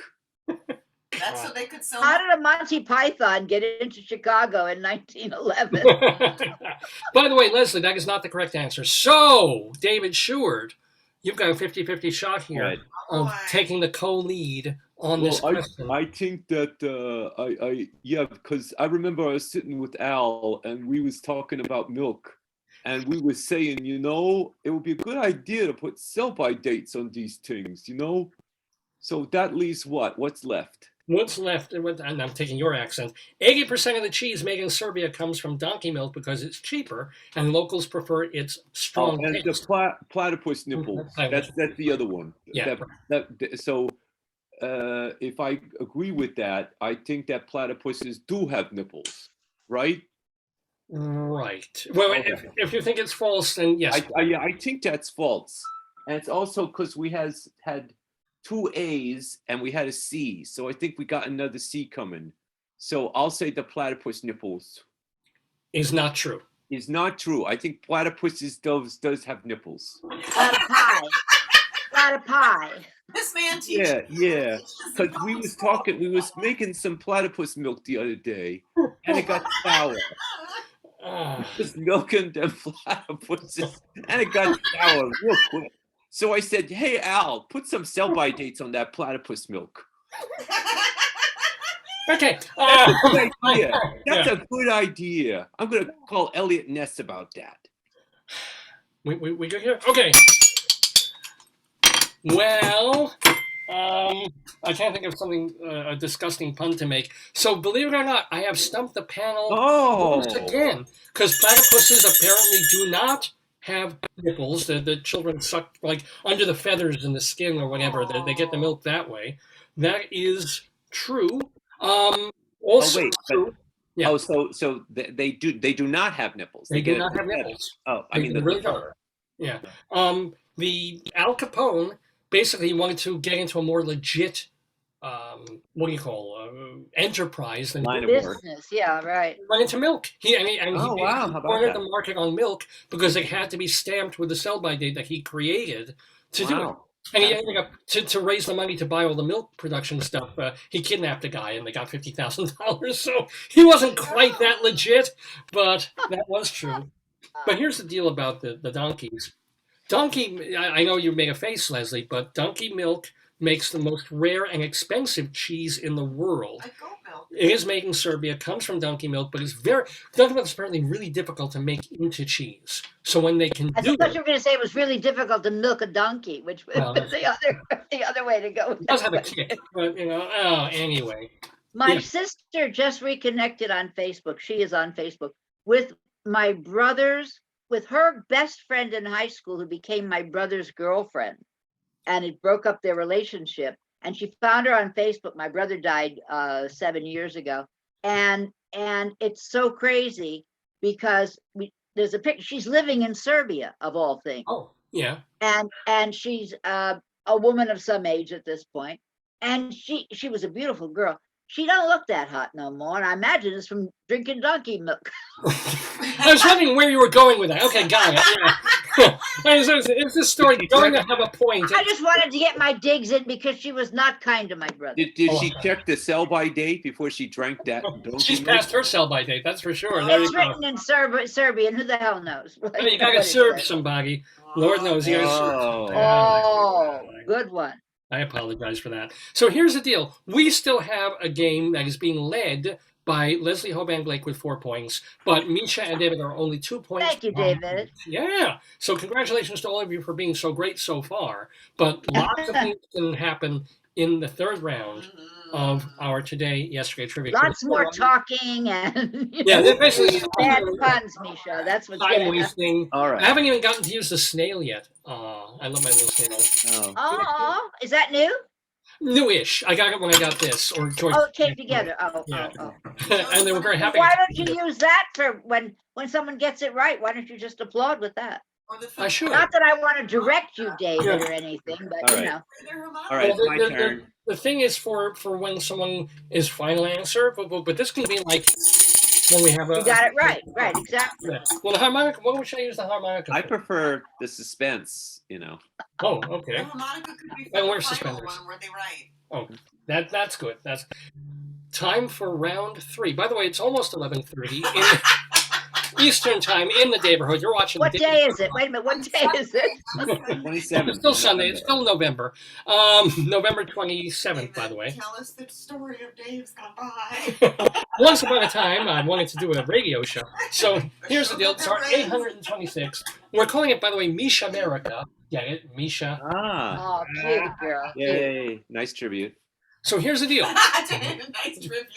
It's not speaking of anything. David Sheward, you will begin round 3 and the final round of our Today, Yesterday trivia quiz. Remember, folks, that these questions, most of them have to do with things that happened on November 27th in history, and most of them are multiple choice. So, David Sheward, do you have a multiple choice? Just before you give David his question, Joyce, do you have a real theremin or is that a recording of a theremin?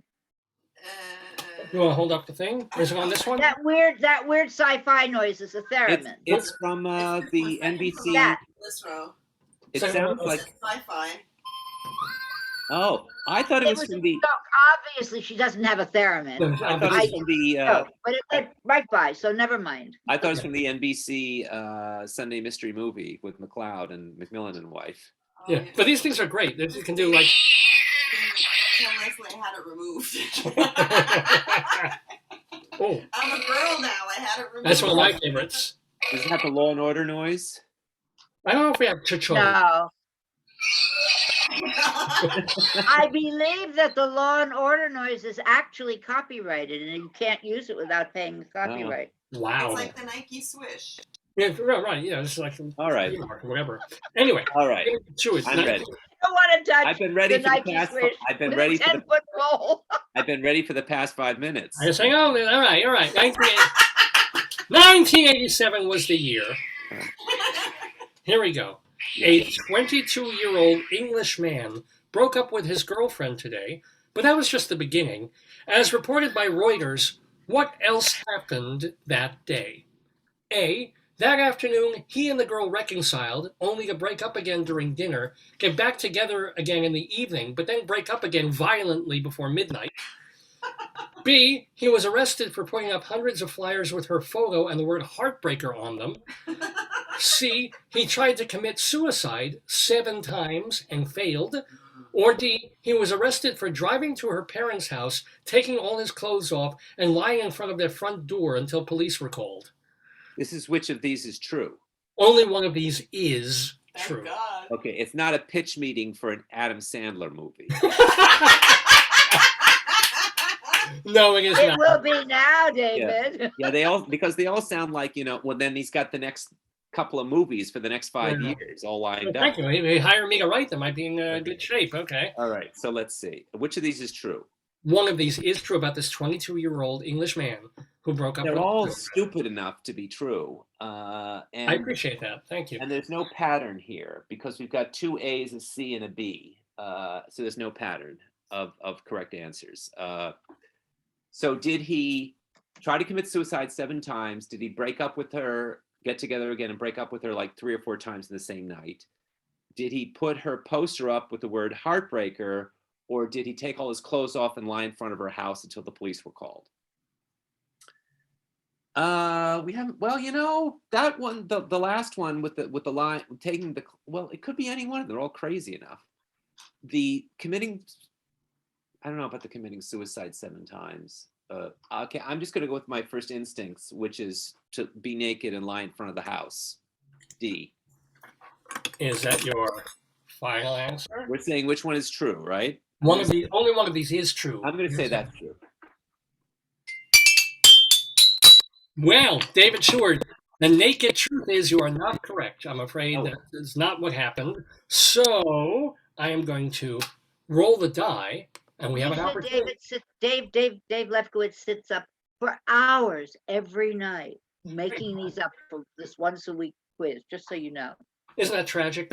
But here's the deal. It comes up with a number 5, which is between Leslie and David. But since it was David's question, Leslie, who already has the lead, I'm making out like a bandit on all of these stolen questions. let's see. Well, you That have was a joke. Well, like a what? No, I don't get it. Making out like a bandit on the stolen Stolen questions. questions. Thank you. I get it. Okay. Good one. Thank you. Not if you have to say it again. Not if you have to explain it. You got to explain it. It ain't no good. Go ahead. Sorry, Dave. No, it's your question. You do need me Yes. to read the choice? What did he? Which letter did he guess? David guessed incorrectly that it was D. D. I guess D. D. Thank you. Okay. So we have the. I'm going to forget what letters they are. We have the multiple suicides, the multiple breakups, or the posting of the picture with the word heartbreaker, which sounds perfectly normal to me. I could see doing that. That's not over the top, really. Is putting up how many posters? Did it say Hundreds. how many? Hundreds. I could see doing that, although I think that's a very feminine one to do. I think that women would have a tendency more to do that kind of thing. I would do that. That would be my first choice. I would not lie naked anywhere, Back in the day, not even in my own house. So that one is that's. What year was this? 1987. So there were Xerox machines. He could have made hundreds and hundreds of pictures of her with the word heartbreaker. My God, what's her name? Katie. What is her name? The singer, the most famous singer in the world right now. Lady Gaga? Adele or Taylor Swift? Boy, you guys, Swift. Oh yeah, not Katie. Taylor Swift. Taylor Swift. Thank you. Sorry. Yeah. Taylor Swift makes a living singing about her ex-boyfriend, so it's not unusual. It's not unusual to be. Yeah, I know. Before it was out of my mouth, I knew that was there. Okay. That's what she said. So I have.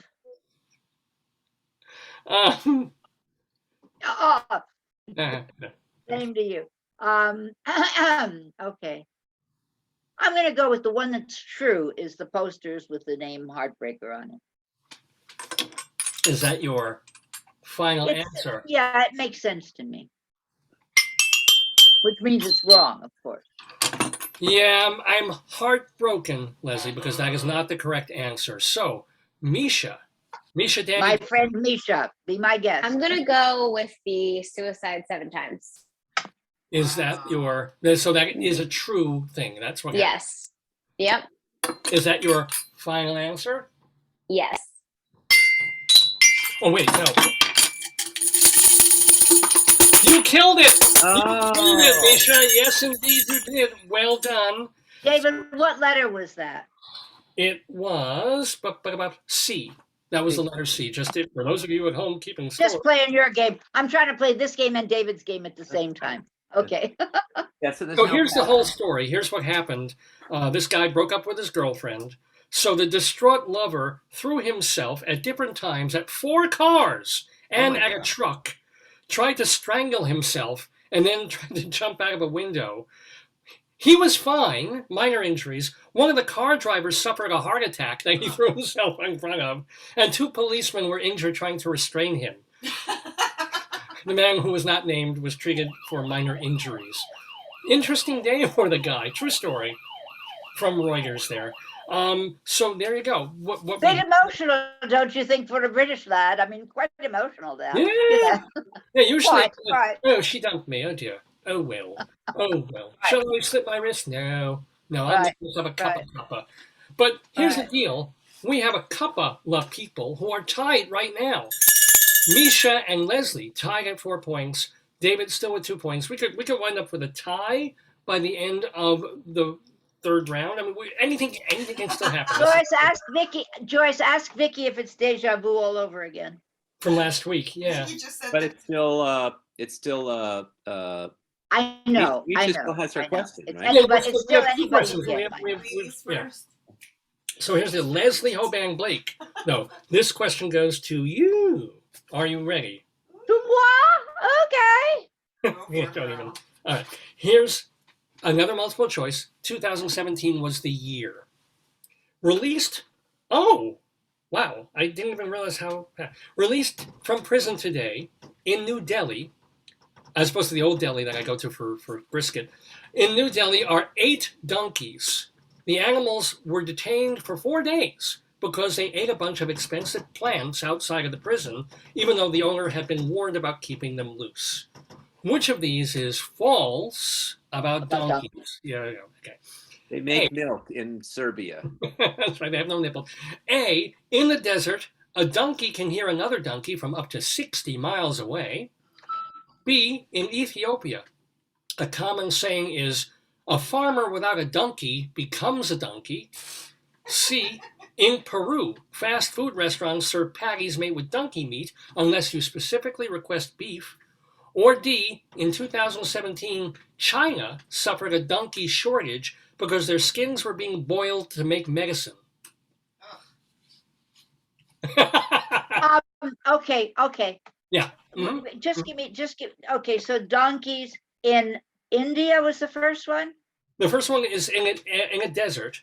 A donkey can hear another donkey from 60 miles away. B, in Ethiopia, a common saying is, a farmer without a donkey becomes a donkey. C, in Peru, fast food restaurants serve patties made with donkey meat unless you specifically request beef. Or D, in 2017, China suffered a donkey shortage because their skins were being boiled to make medicine. Well, that was their damn second donkey rule. That's what happened there. That's good. Went right past you. No, Okay. that was funny. I was laughing. I got that. I saw it. I saw the reaction. Okay, you saw it. I'm not looking though. Quick question. Yes. Which is true or which is false? Okay, all of these are true except one of these is Okay. So in the desert, blah, blah, blah. Yeah, that was the exact wording of the question. In the desert, blah, blah, blah. True or false? Yeah. In the desert. The second one was Yugoslavia, I think. Where did you come up with Yugoslavia? Ethiopia. You're so culturally sensitive, Leslie. The last one is China about the skins, and the one in which one is the patties? Patties was letter C. No, what country? Oh, I'm so sorry. In Peru, fast food restaurants. Okay, Peru. Which one is not true? Yes.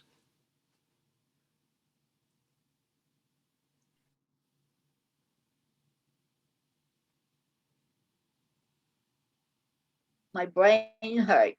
Oh.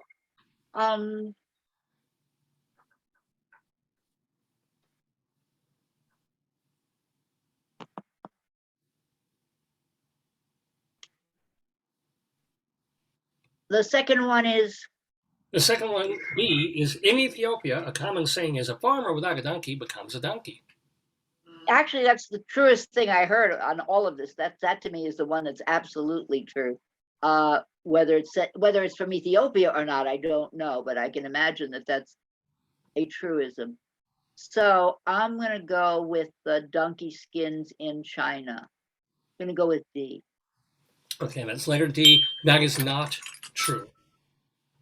Yeah, well, obviously I missed because you're not ringing the tambourines. Oh shit! See, I can't start doing the tambourine. Yeah, that's what I said. I ask if that's the final question. Well, so it was a bad idea. I'm Sorry. sorry. I have those. No, I meant you didn't. You were going to ring the thing to say, "Is that your final answer?" Is that your final answer? Well, there you go. Okay. No, but it's wrong. Okay, fine. All right, here we go. Anytime we throw a new wrinkle into the game. Yeah, I didn't think that would work. All right, here's the deal. So you said, and as gross as it sounds, that is true. In China, they boil the donkey skins to use a certain medicine. I'm surprised they don't boil the second children to make the medication in China. That second children thing. Anywho, here we go. We're going to roll the die. It comes up number 1. Now we have this. One is close to 6, which was Leslie. One is close to 2. One is also close to 5 and to 3, which Misha has. So Misha, I'm gonna go with the one about the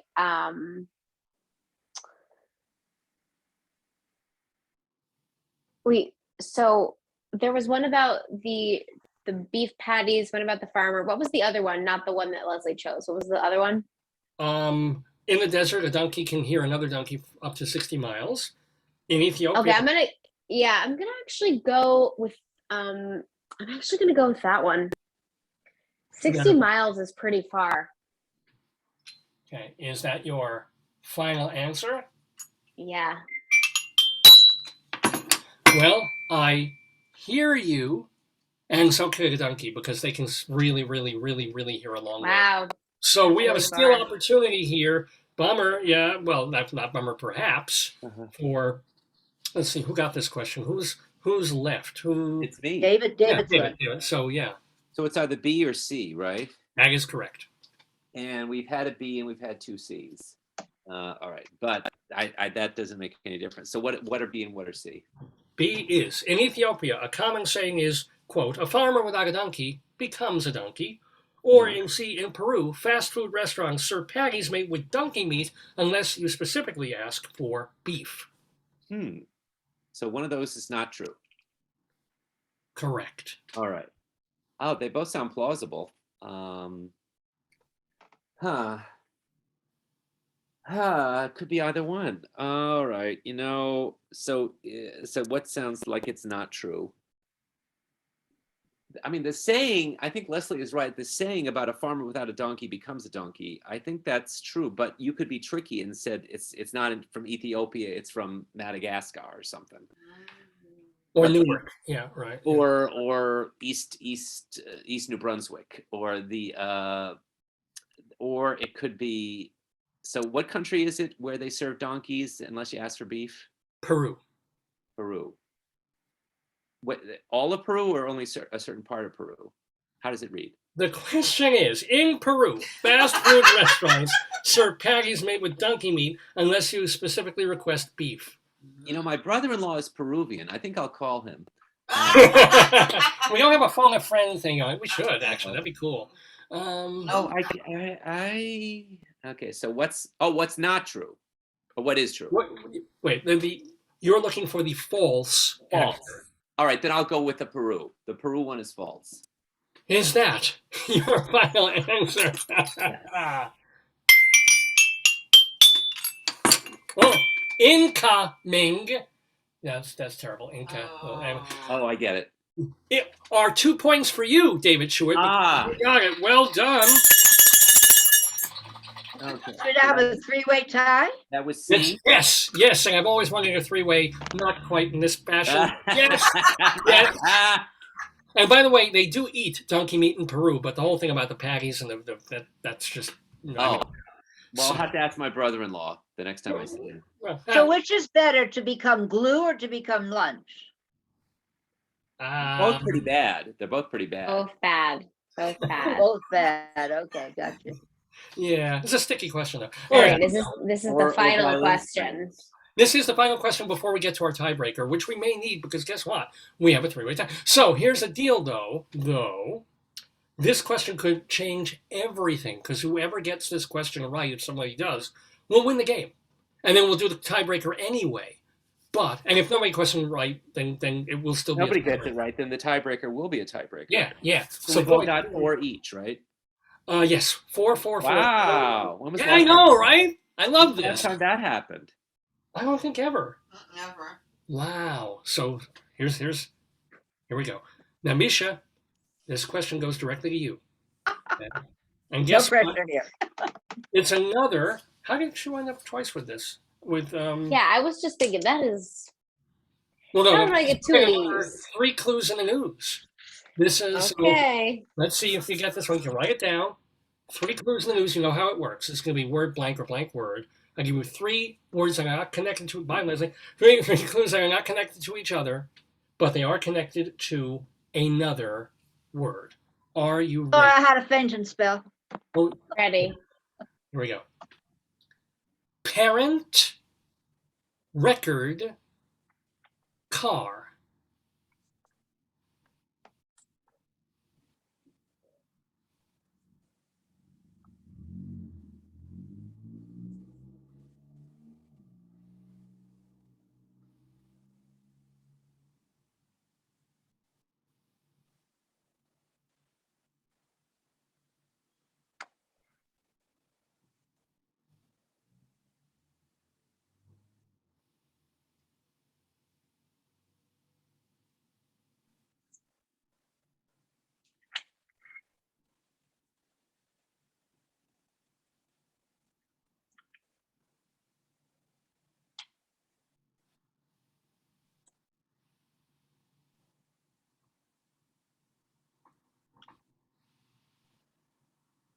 Oh boy. I'll read them again. The words are parent, record, car. No.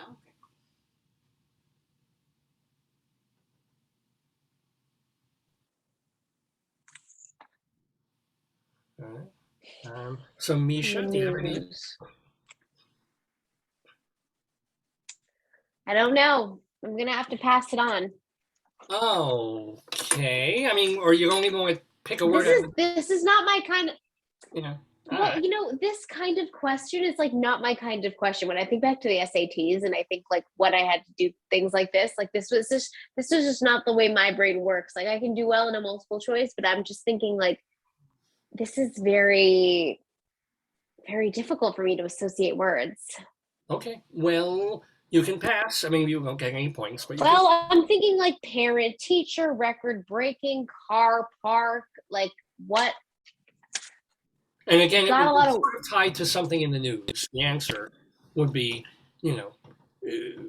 but not necessarily, well, not directly, but something in the news-ish. So I'll give you a chance to just say a word, or you can say MISCHADANI.com. I'm gonna say gefilte fish. Whoa! No, it's not the correct answer. So we're gonna roll a die, and it comes up. Oh boy, let's see. Number 4, David Sheward. Oh my God! Guess what? You could win the game if you have. Shoot. All right. I heard Leslie. Because I'm not sure about this. I didn't say anything. I mean, it's not trap because it's not record trap or car trap.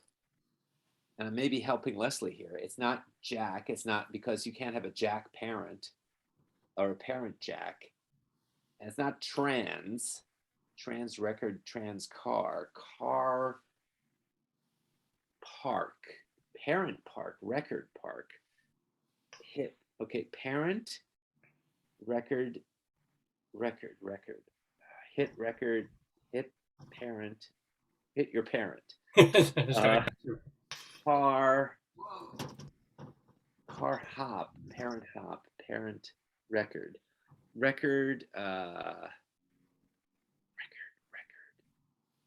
world's records, world's parents, car, fender, car, license, car. And what was in the news? I don't know. I can't think of it. A trap. I'll just say trap.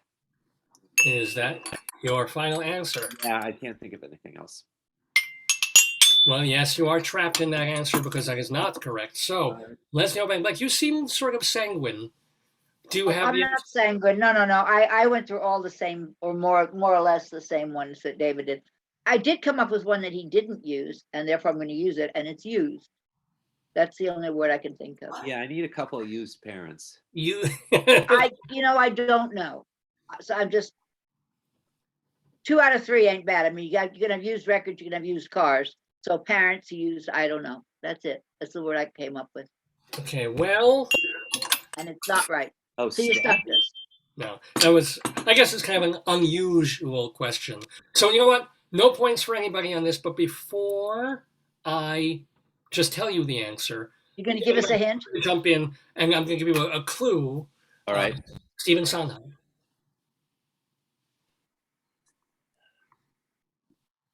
Composer? Trap.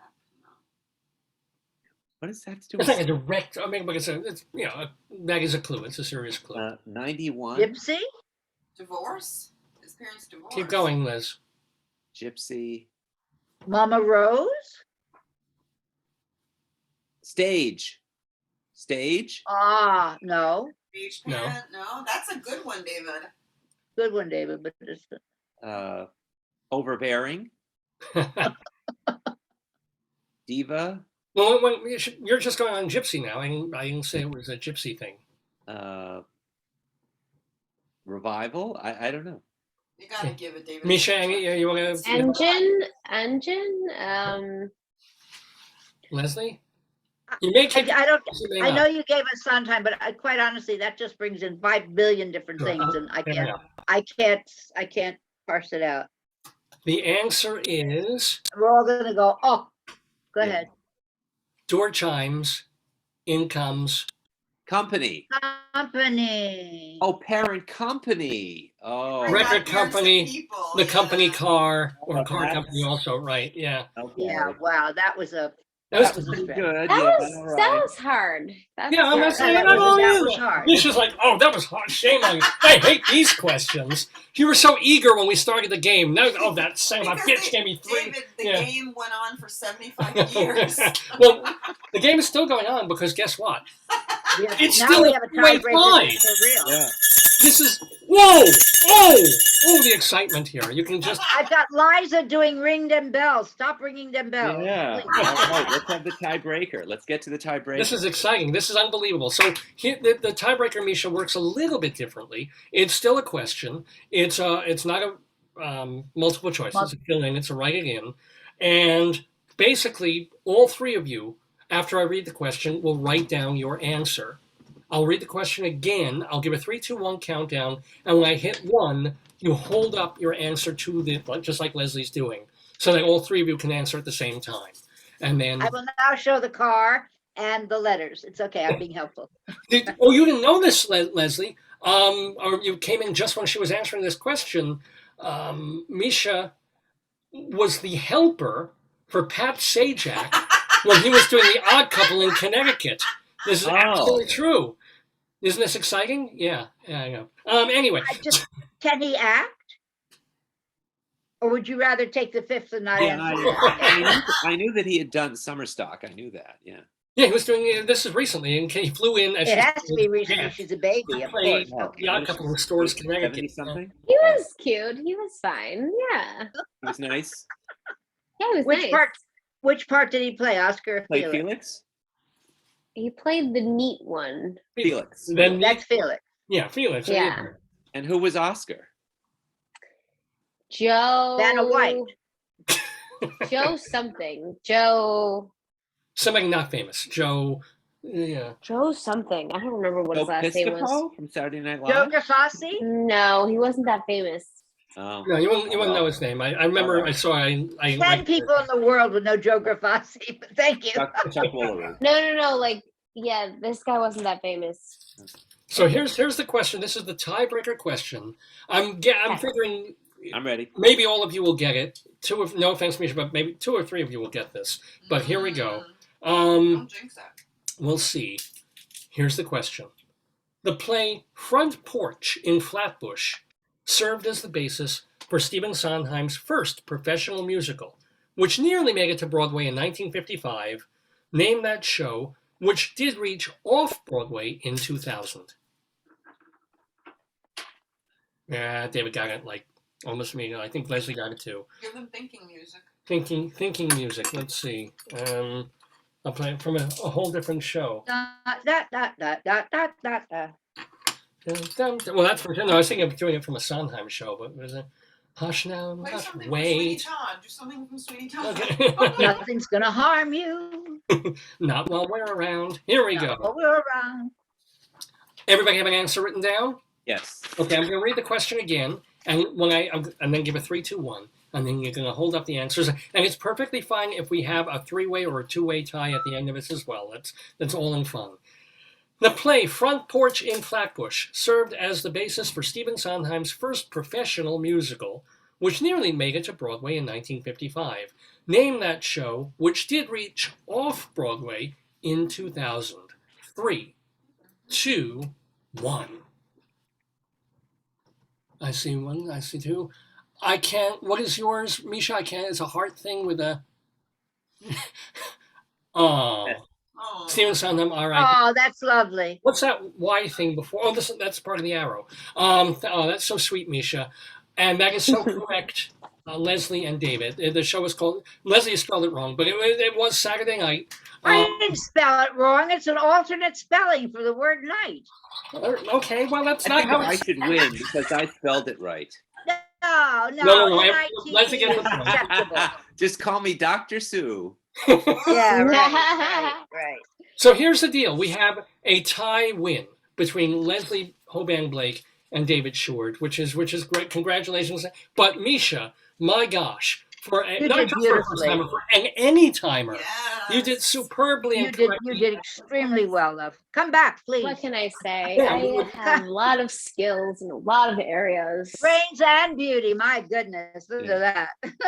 Hey, come back and play in. Yeah, please do. Thank you so much for having me. I won't be here next week, so you need somebody to sit in for me anyway if you're doing next week. Oh, well, you know what? I'll tell. Well, as much as we love Vicky, this has been so much fun. Are you free next Saturday, Misha? Same time. So I may be working, but let's email back and forth, and maybe I will be able to join you. Sometimes I work Saturdays, so we will see. Absolutely. Oh, wait. What is it? Next weekend is the 3rd, right? It's December 3rd. I know one of you guys I will be up in New Haven. I will be gone for the. Cool. So, but before we go, before I let everybody, and I'm going to stay to finish the show with a lot more stuff to come. But let's remind people, first of all, that Leslie Hoban Blake is the co-host of a show called Critics Circle, which is on YouTube. It's a video podcast with our mutual friend Charlie Gross, where you guys are, well, he's back to reviewing shows. You're not yet, but you're interviewing people. You're talking about the theater. What's the latest episode of Critics Circle? Well, we also are on MNN, which is Manhattan Neighborhood Network, and our show for our Thanksgiving night show was an interview with Alex Rowe down at the Metropolitan, which is charming because he had already done some footage, and we were able to use his footage of like Mr. Rogers' neighborhood, at least Mr. Rowe's neighborhood. It was really cute. Oh, cute. And we're very happy that he is back and open and up and running. We're happy that any small theater is back open and running. And then I'm trying to think of who the interviewer was on that program. It wasn't you, David Sheward, which you are coming back, I know. It may have, I don't know. I'm not sure who it was. I'm sorry. Just my mind's not functioning. But Charlie and I are doing In the Heights. We're doing an all you know who non-stage, but rather filmed versions of Tick Tick Boom and In the Heights. Right. On our next show. So which hasn't aired yet. That'll be when you say next. It hasn't been taped yet. Oh, so that'll be the next one you're working on. So. And David Sheward, let's remind people that you obviously you're going to be writing a piece on Sondheim, I guess, for Yes. the David Desk. Yes, Right. I'm working on that. What angle? I mean, what is there to say that I didn't even know what to tweet when I heard the news. I'm just like, well, I thought what Misha said was eloquent. R.I.P. I thought what Misha put up was absolutely eloquent. I'm just going to list, my impressions, my immediate impressions and my favorite, the fact that I was in the car, we were in the car listening on the way back and by coincidence, and I'm just going to list all of his shows and what I've seen of them and what I thought of them. And actually, if you all can stay another couple of minutes, because first I want to say to Misha, let's remind everybody to go to her website, MISCHADANI.com. MISCHADANI.com. Her full name is Mischa Dani Goodman, but Facebook too. the website is MISCHADANI.com to find out more about her film. Oh, well, David is also saying, Debbie, you're writing about some other things, but yeah. Oh, and I have a review of Assassins on Theater Life and Cultural Cultural Day. I'm hoping they offered the date. They offered January 29th, and since I'm going to be allowed to go back to the theater in February, right. I'm hoping that I can come in one night early and that they'll still give me a ticket and I can go down and see it then. Oh, to Assassins. I really want to see Assassins. That was on my list of 10 things I've been carrying. I've been carrying around things I wanted to see since everything went, since everything closed. These are the things. And of course I haven't seen any of them, and many of them will be closed by then. So here's taking me out. I mean, I really had these things all. I wanted to see all of these. So I'm just a sad lady. Well, if you want to see Assassins a day early, Leslie, I guess you should take a shot. But I'm going to take a shot and see if they'll give me that ticket. Right. Anyway, funny. Ha ha ha. Reminder that I'm going to try and put up the once they put it up, I'll get the video of 3% for people who haven't seen my play. Please, yes, thank you. It's a 2-minute play. I'll get it up on Facebook, I hope, this week. But also, if you're interested in learning more about Unbridaled, the movie that Misha executive produced and starred in, that is going to be on the festival circuit as we speak. Oh, great. Check out MISCHADANI.com. But before you all go, I've got to ask, okay, if you were on a desert island, and you could take one Stephen Sondheim song or performance of a song. Just one song? Just one. Oh, that's a weird thing. I guess I would take Please Hello from Pacific Overtures because it has so many different things in it, and it's got so much meat in it, and there's so much going on in it. All right, Leslie? And I would take Rose's Turn. Also because it has so much going on, or what? I always wanted to do that part, and of course that never happened. So I will take that one. Well, you still actually you could. Yeah. I can't remember my phone number. What are you talking about? I have that muscle memory went long ago. So 212 34594. That's it. That's it. And Misha? I honestly think like you were talking about it earlier, but I think I would take Ladies Who Lunch. I've loved that song See? since I was in the There you 5th go. grade, and I definitely didn't understand it then, but I just liked the way it sounded. And then as I've gotten older, I've understood it more, and it's just a lovely song. Wow. I'd probably take that one. Well, you guys are all absolutely lovely and such great competitors and such great friends. Danny, Misha, you're now a friend of the neighborhood, which means that we will check up on you. We may have you back next week if you can make it. That'd be great. And David, Leslie, happy Thanksgiving. Thank you. all- Guys, that was lovely. Happy I actually have Thanksgiving. still some leftovers left. I made a little tiny rock Cornish hen. My sister and I had Thanksgiving, and I still have almost half of it left. Oh, send it my way. tiny. I'll take it. Yeah. You think it's very small, and it's not that tiny actually. Well, That's cool. what she said. Guys, what I've got to do is, David started us doing this as the Moa thing, so we can let you go one by one. So have a great Goodbye. day, everybody. Thank you again, Dan. Thank Thank you you. so much. Like on the dating game. Bye. Mwah.